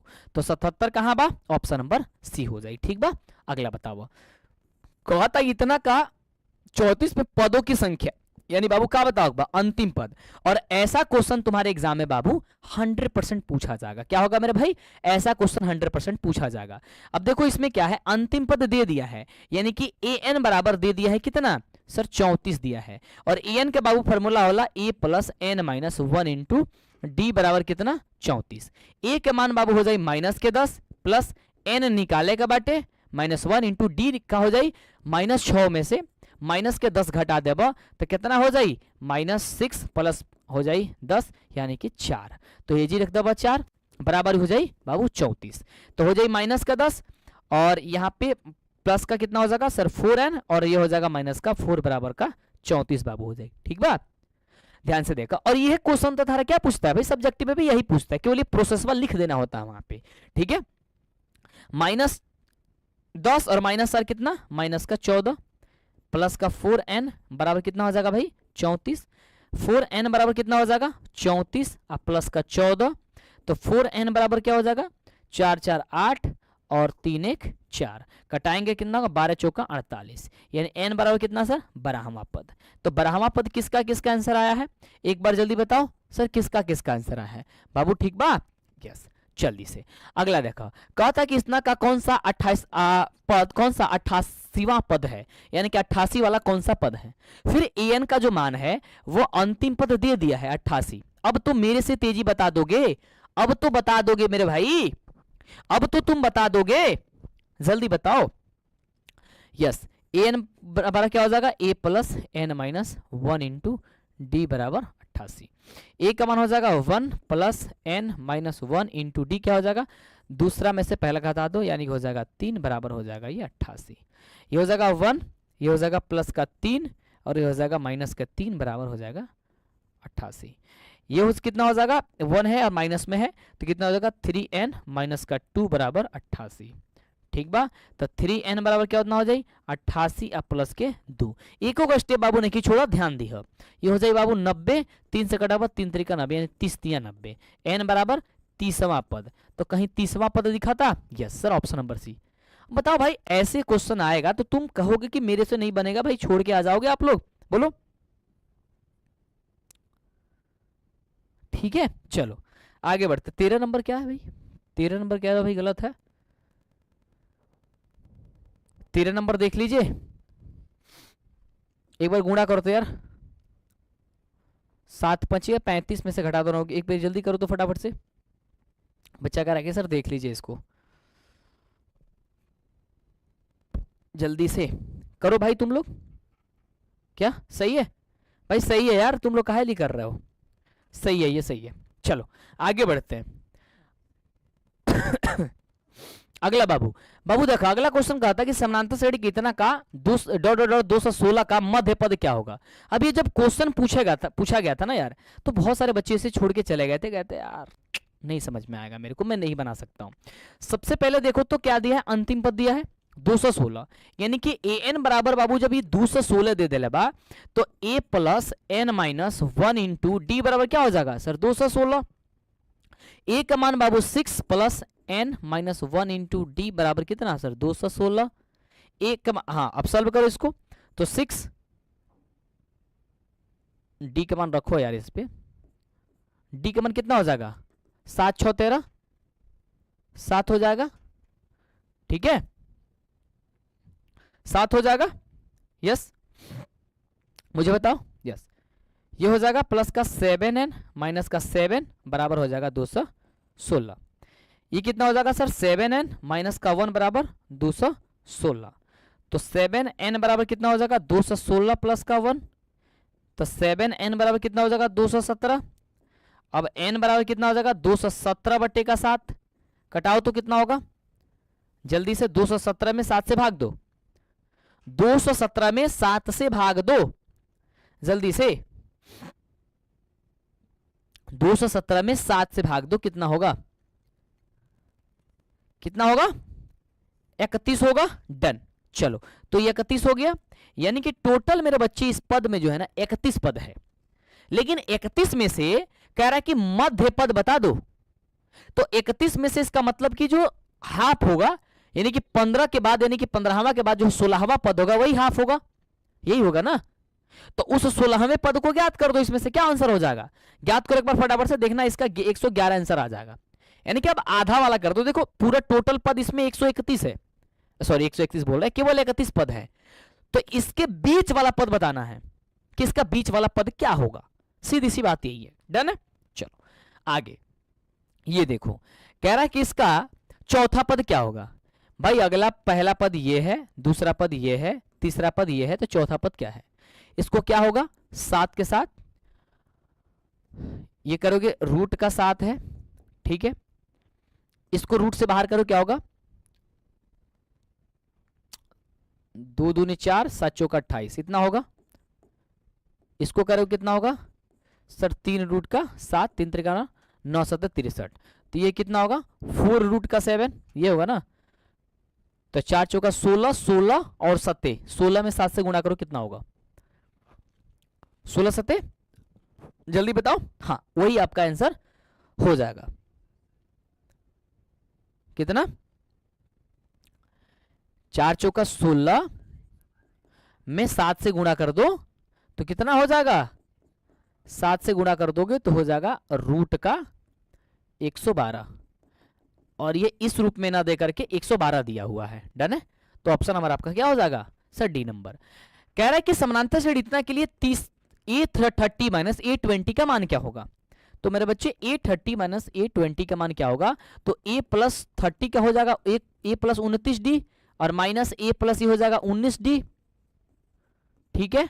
चलो A प्लस 29D माइनस हो जाएगा A, प्लस हो जाएगा 19D।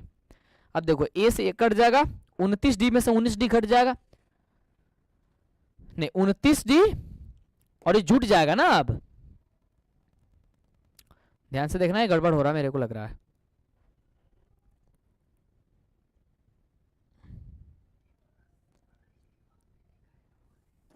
रुक जाओ, A प्लस 30D का मतलब क्या होगा, A plus 29D minus A plus का 19D, ठीक है।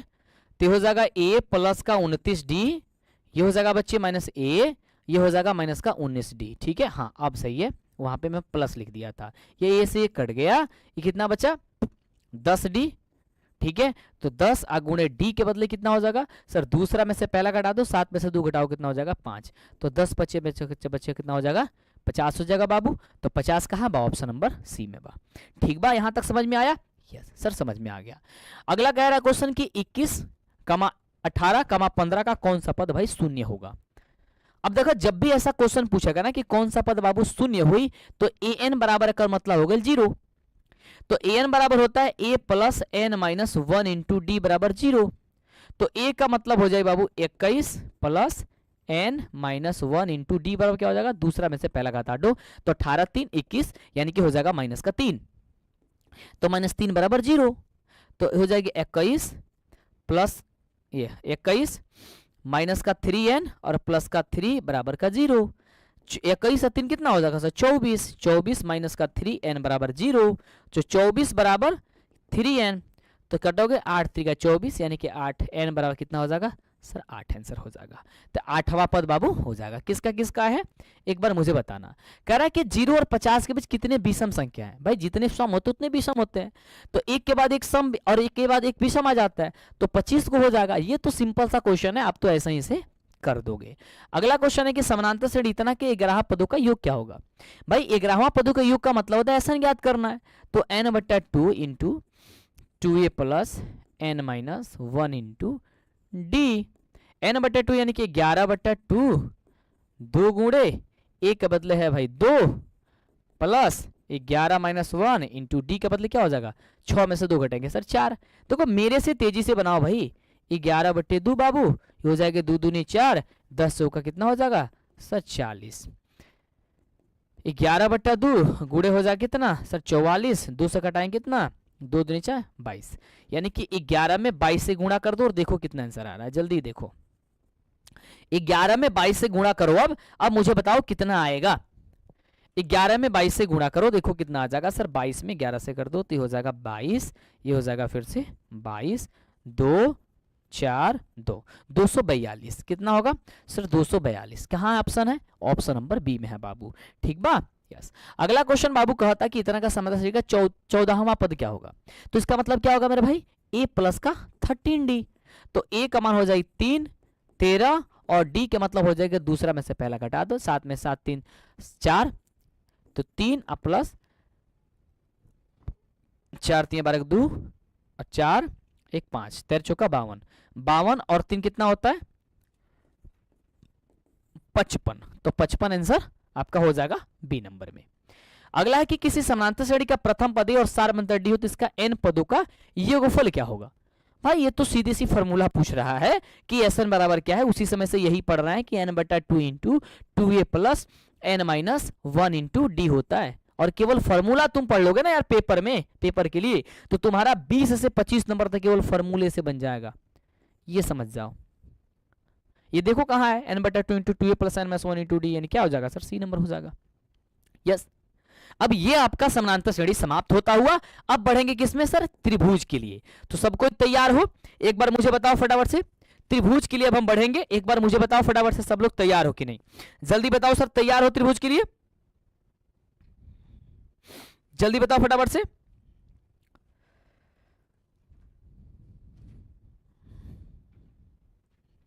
जल्दी बताओ, जल्दी बताओ फटाफट से, यस या नो। सर तैयार हैं त्रिभुज के लिए, यस चलो तो पढ़े। यस सर मेरा बाल बड़ा झड़ रहा है ना, तुम देख रहे होगे स्क्रीन पे, बड़ा पूरे झड़ गया यार, है ना। अब टकले के कगार पे आ रहे हैं हम भी। बाल क्यों झड़ रहा है यार, कुछ बता दो तुम लोग, पता है तो, है ना। बाल रोकने का कोई उपाय पता है तुम लोगों को, 2 मिनट के लिए थोड़ी सी हो जाए, नहीं पता है, कह रहा सर नहीं पता है। यस पता है, पता है तो बता दो भाई, पूरी झड़ रही है यार, है ना। शादी से पहले टकले लग रहा है कि हो जाएंगे, है ना। पावर अप मंटू सर, क्या बात है भाई, अरे यार क्या बात है सर, हर जगह गुंजा दो तो एक बार जल्दी से।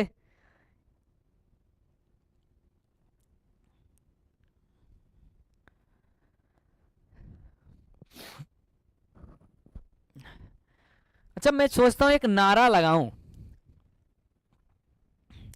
मैं नारा लगाऊं ऐसे, देखो तो ये नारा सही है, और यदि सही होगा तो एक बार सारे बच्चे नोट करके सब जगह कमेंट करोगे। यस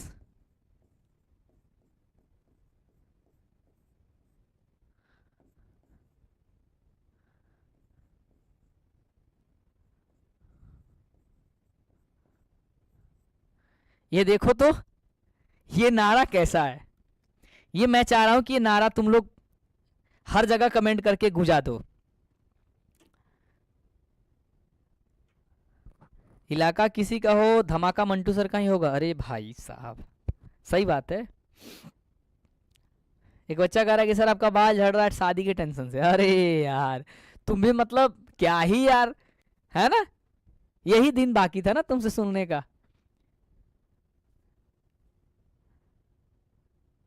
हाँ ये बात है, हर जगह कमेंट करो तो देखो कितना अच्छा है। मंटू सर का नारा 400 प्लस 450 प्लस हमारा, ठीक है। अब इसमें एक और अच्छी बात कर सकते हो, मंटू सर का नारा है 450 प्लस हमारा है, ऐसे कर दोगे तो ज्यादा सुंदर होगा, ठीक है। ऐसा करो, मंटू सर का नारा है 450 प्लस हमारा है, क्या करोगे, मंटू सर का नारा है 450 प्लस हमारा है, और इसके साथ क्या करोगे, विद्याकुल का नारा है 450 प्लस हमारा है ना, ऐसा करोगे, ठीक है। एक बच्चा क्या कह रहा है भाई, मंटू सर का नारा है 490 हमारा है, हाँ एकदम बिल्कुल।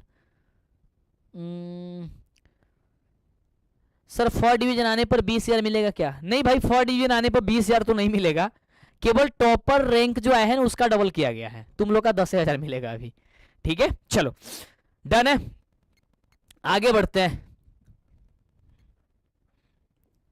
ये नार लिख दिए थे है ना, नारा होता है ना। चलो आगे बढ़ते हैं भाई त्रिभुज की ओर। अब देखो त्रिभुज में आप कहोगे कि सर त्रिभुज के कोई लेके आइए, मतलब त्रिभुज के बारे में वो चीजें समझाइए कि त्रिभुज में क्या है नहीं है। देखो त्रिभुज में वैसे बेसिकली कुछ नहीं होता है ना। अगर बेसिक चीजें की बात करोगे तो बेसिक चीज में कुछ नहीं है, इसलिए मैं लेके नहीं आया क्योंकि उससे टाइम की बर्बादी होगी, हमारी भी और आपकी भी। क्योंकि इसमें इसलिए मैं कह रहा हूं, देखो होता तो बहुत सारा चीज है, ऐसा नहीं है भाई त्रिभुज में नहीं होता, त्रिभुज में नहीं होगा तो किस में होगा।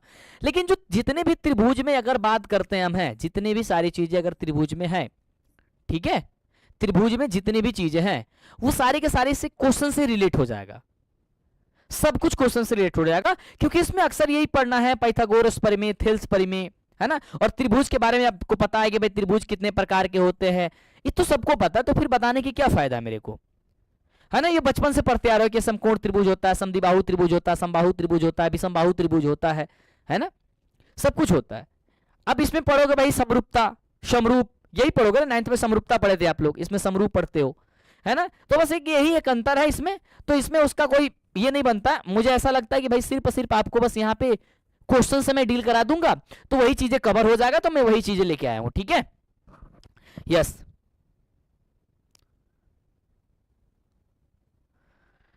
डन है। तो चलो आगे बढ़ते हैं और क्वेश्चन लेके आते हैं। यहाँ पे सबसे पहला क्वेश्चन का जवाब दो। अब देखो इस क्वेश्चन से रिलेट है और इस क्वेश्चन से तुम लोग करते जाओगे, फटाफट आंसर करना। इसमें ज्यादा हम 20 मिनट से ज्यादा नहीं लेंगे, 20 मिनट से कम में खत्म हो जाना चाहिए, मेरे को ऐसा लग रहा है, क्योंकि केवल क्वेश्चन करेंगे और सारी चीज समझाते जाएंगे उसी से रिलेट करके, ठीक है। चलो, कह रहे कि यदि दो समरूप त्रिभुजों की संगत भुजा बाबू अगर 3:4 के अनुपात में दिहल गई है तो इसका परिमाप क्या होगा।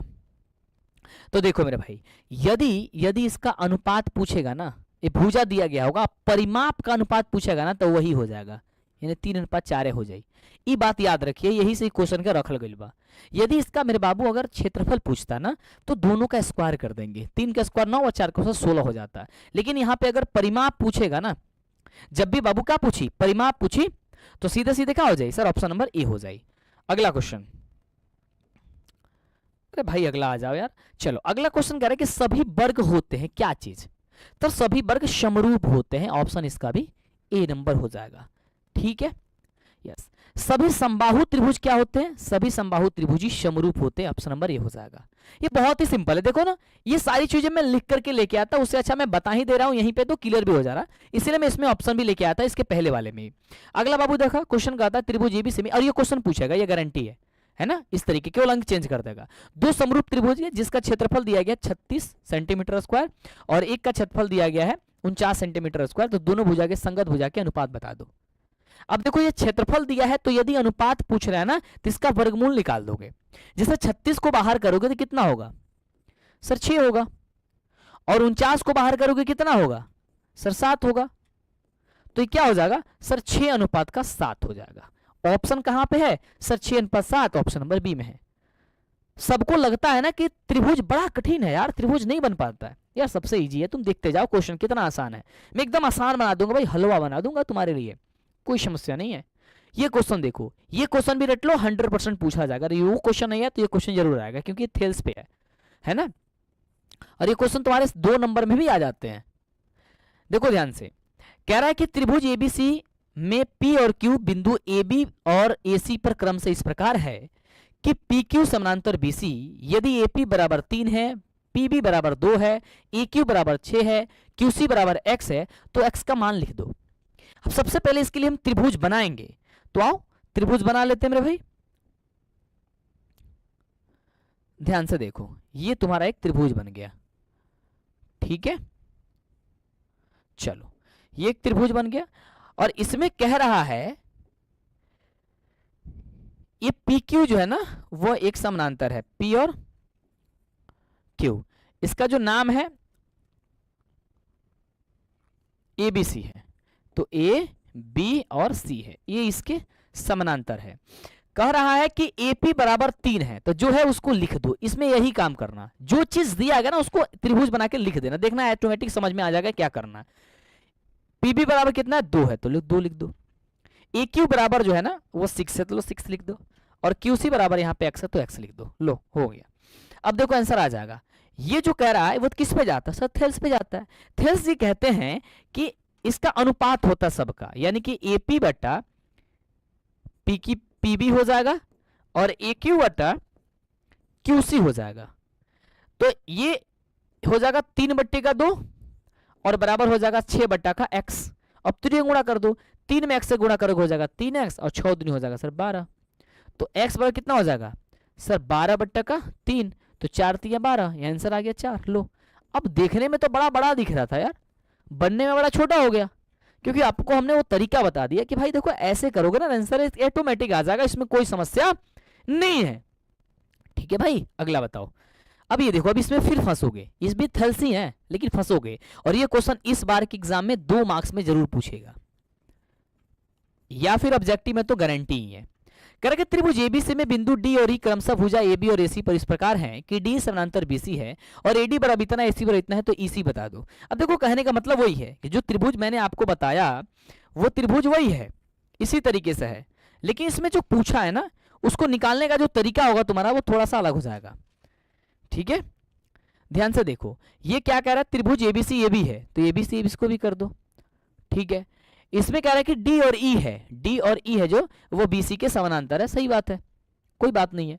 कह रहा है कि एडी बटा बीडी जो है ना 1/2 है, कि इसके बट्टा 1/2 है, और पूरा जो है ना वो एसी जो है ना वो 27 है। देखो ये पूरा दिया है 27, तो पूछ रहा है कि ईसी क्या होगा, यानी ये वाला पूछ रहा है।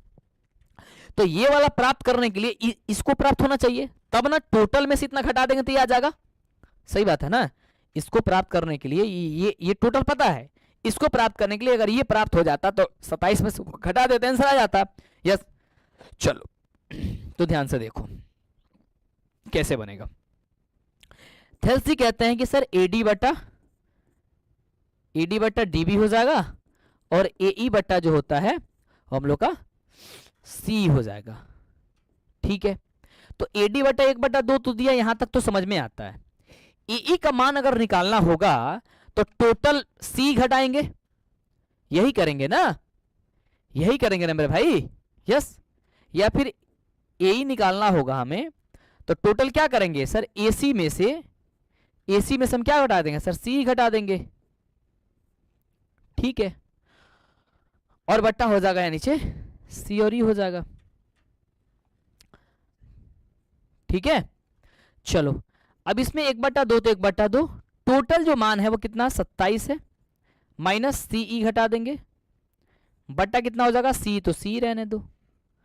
अब गुणा करो तिर्यक, तो हो जाएगा सर सी ई, 1 में गुणा करेंगे तो ये कितना हो जाएगा 27 दूनी 54 माइनस 2 सी ई, यही होगा ना। यस, इसको पक्षांतरित करो तो क्या हो जाएगा सी ई प्लस का 2 सी ई कितना बराबर 54, तो कितना हो जाएगा ये 3 सी ई बराबर हो जाएगा 54।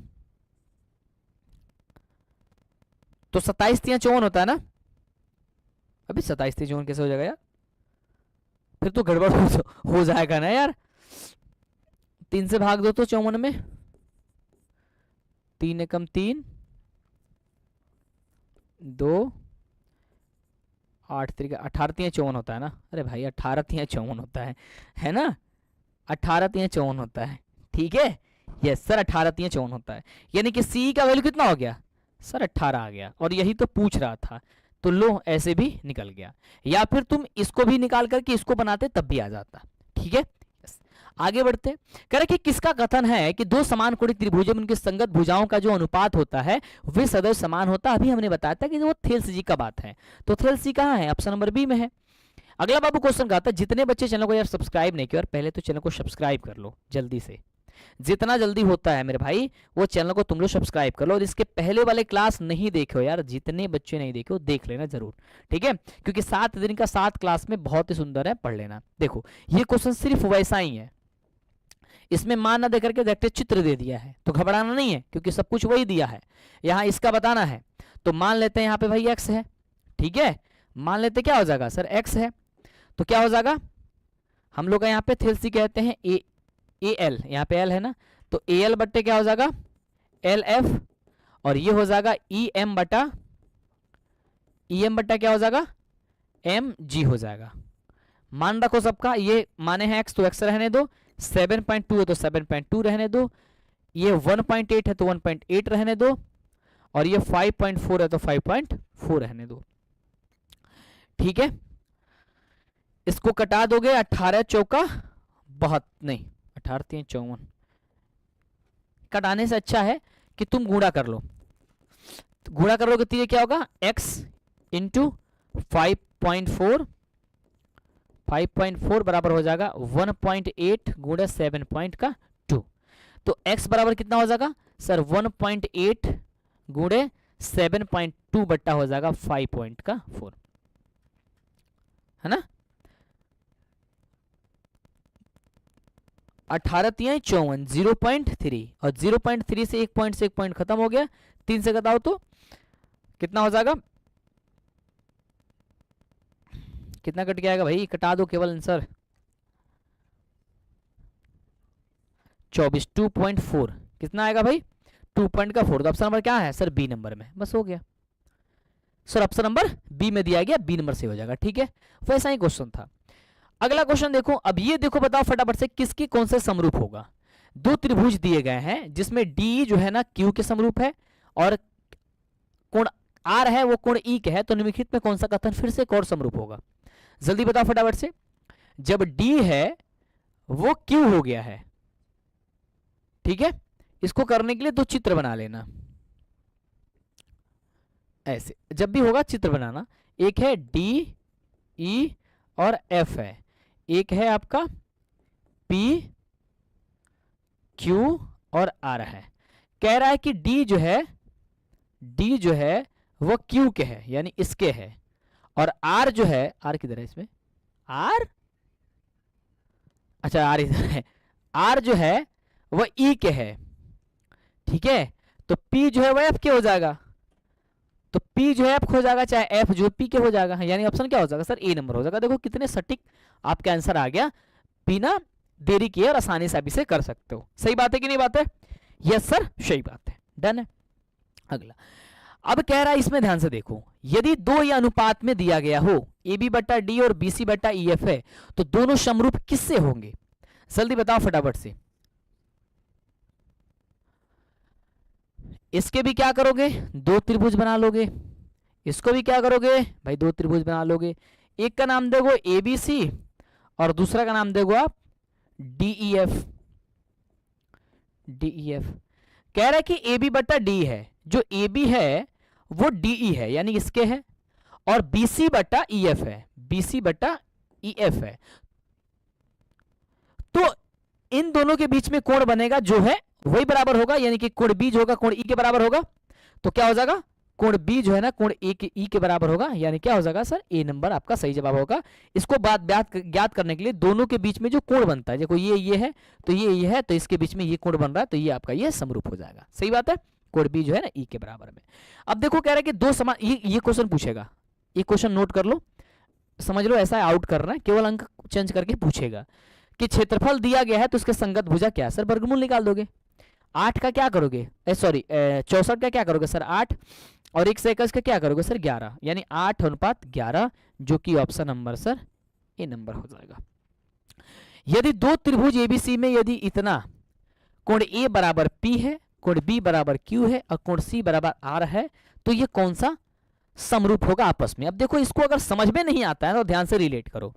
कोण ए पी से है, यानी कि इधर लिख दो ए, एक त्रिभुज लिख दो ए, और ये बराबर लिख दो, इधर लिख दो एक पी।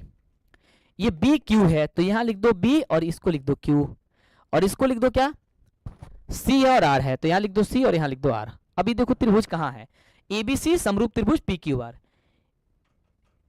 एबीसी समरूप त्रिभुज पी क्यू आर। देखो ऐसे ये क्वेश्चन कुछ ऐसे बनेगा, समझ में आ रहा है मैं जो कह रहा हूं भाई, मेरे ये कोई गलत दिक्कत तो नहीं हो रहा है ना। और एक बार प्लीज जितने बच्चे लाइक नहीं किए वो लाइक कर दो दबा के। चलो अब देखो ये क्या कह रहा है, एक समबाहु त्रिभुज एबीसी की एक भुजा यदि 2a दे दिया गया हो तो उसकी ऊंचाई क्या होगा। ऊंचाई का फॉर्मूला होता है √3/2 गुणे भुजा, यही होती है ना, यही होती है ना, यस। तो चलो ये √3 तो √3, 2 तो 2, और भुजा का बदले जो है ना 2a दिया गया तो 2a कर दो, ठीक है 2a कर दो। तो 2 से 2 कट गया, बचा कितना √2 √3a, √3a। ऑप्शन नंबर कहां है सर बी नंबर में। अगला कह रहा कि किसी त्रिभुज के तीनों शीर्ष लंब के कटान बिंदु को कहा जाता है। कह रहा कि किसी त्रिभुज के तीनों शीर्ष के कटान बिंदु को क्या कहते हैं, तो उसे लंब केंद्र कहेंगे। कौन सा केंद्र कहेंगे भाई, लंब केंद्र कहेंगे। ऑप्शन नंबर डी हो जाएगा। अगला कह रहा कि त्रिभुज एबीसी में ए बी तथा ए सी मध्य बिंदु डी और एवं ई इस प्रकार है कि डी ई समानांतर बी सी तथा बी सी बराबर मेरे बच्चे क्या है 8 सेंटीमीटर है, तो डी ई क्या होगा मेरे बच्चे, डी ई क्या होगा जल्दी बताओ फटाफट से। कह रही है कि यदि ए बी तथा ए सी मध्य बिंदु डी और इस प्रकार है कि अगर समानांतर है तो बी सी बराबर 8 है, तो डी बराबर भी, तो डी बराबर कितना होगा, बना लेते हैं भाई इसको ए बी सी, जब नहीं होगा चित्र बना लेना, ठीक है। तो कह रहा है कि ए बी समानांतर है, डी समानांतर बी सी, यानी कि इसके समानांतर ये है। कह रहा है कि बी सी बराबर 8 है, बी से सी कितना है 8 है, तो कह रहा है डी ई और ई, डी और ई क्या कह रहा है, तो ये बता दो फटाफट से जल्दी से, क्या हो जाएगा मेरे बच्चे, जल्दी से फटाफट से जल्दी कमेंट करो तो एक बार फटाफट से, आप लोगों का कमेंट नहीं दिख रहा है मेरे को भाई।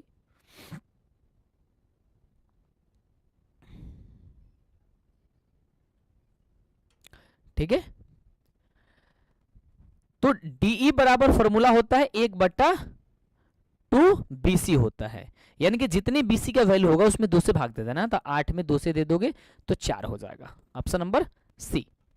अगला कह रहा है देखना ध्यान से कि अगर इतना इतना है तो ए बी इस प्रकार है, तो डी समानांतर अगर बीसी है तो ए डी बट्टा डी बराबर इतना है और ए सी बराबर 18 है, तो ए ही बता दो, जो आपको अभी आपको क्वेश्चन मैंने बताया वही है, एकदम सेम वही है। ऐसा देखो, ऐसा है, कौन सा त्रिभुज है sir, P Q R, P Q और ये आर है, ये यहां से क्या है डी और ई समानांतर है, सीधी सी बात है। तो ये 4 बट्टे का कितना हो जाएगा सर 5 हो जाएगा, और ए सी बराबर ए सी, ये क्वेश्चन गलत है यार, ये त्रिभुज जो है ना गलत टाइप हुआ है ना, त्रिभुज यहाँ पे एबीसी तब होना चाहिए, ये त्रिभुज पी क्यू आर नहीं होकर के एबीसी होना चाहिए। इसको मानो तुम ए, इसको मानो बी और इसको मानो सी, टाइपिंग ने मिस्टेक कर दिया है, ये मानो सी, ठीक है। अब कह रहा है कि एडी बटे 4/5 और एसी बराबर टोटल 18 है, टोटल कितना है 18 है, तो कह रहा है ए क्या होगा, यानी कि ऊपर वाला क्या होगा, तो सेम बात वही है कि इसको 4/5 करेंगे बराबर ए बटा, ये होता ना ए डी बटा बी डी, ऐसे लिख देंगे तो तुम्हें समझ में आएगा, और ए ई बट्टा होता है सी ई होता है। ए डी का मान 4/5 दिया गया है, ए ई का मान निकालना है, तो टोटल में से क्या करेंगे सी घटा देंगे, और सी नीचे है तो सी कर देंगे, 4/5 को 4/5, ए सी का बदलेगा 18 माइनस का सी ई बट्टा हो जाएगा ये सी ई, कितना हो जाएगा ये 4 सी ई बराबर होगा 18 25 90, 90 होता है ना, 90 माइनस कितना हो जाएगा 5 सी ई, 5 सी ई, ठीक है, 4 बराबर ये हो जाएगा कितना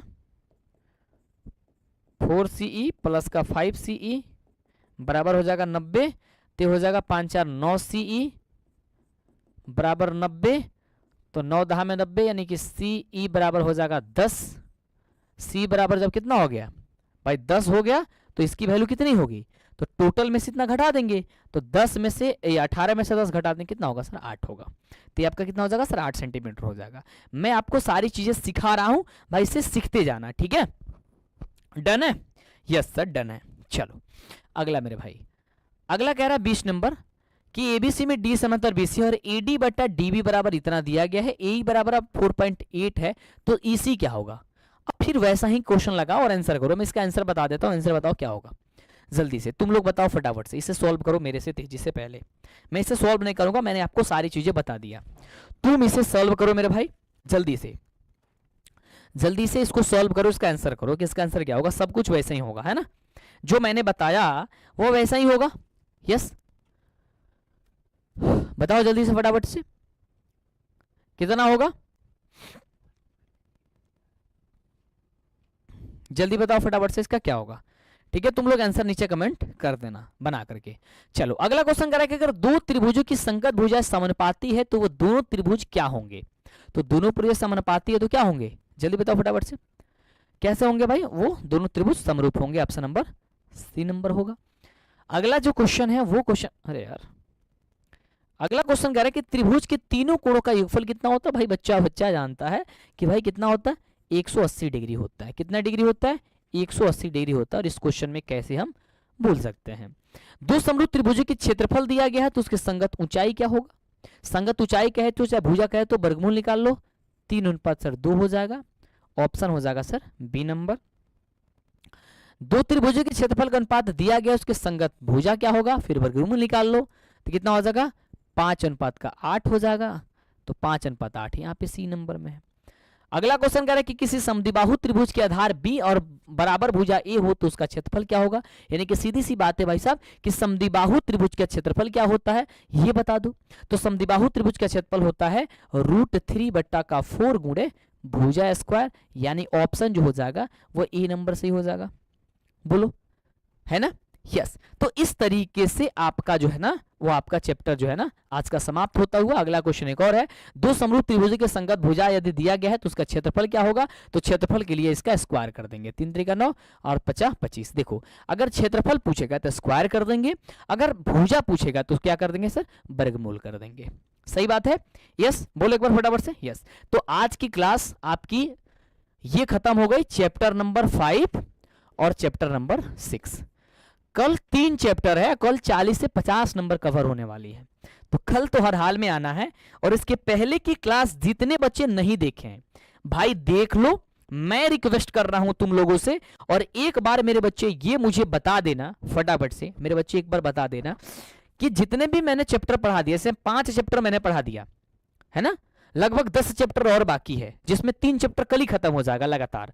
तो इसके अंदर से तुम्हारे कल तक, कल सेशन स्टार्ट करने से पहले तुमको 6 बजे तो लगभग 1000 बच्चों की संख्या में आकर के वेट करना है।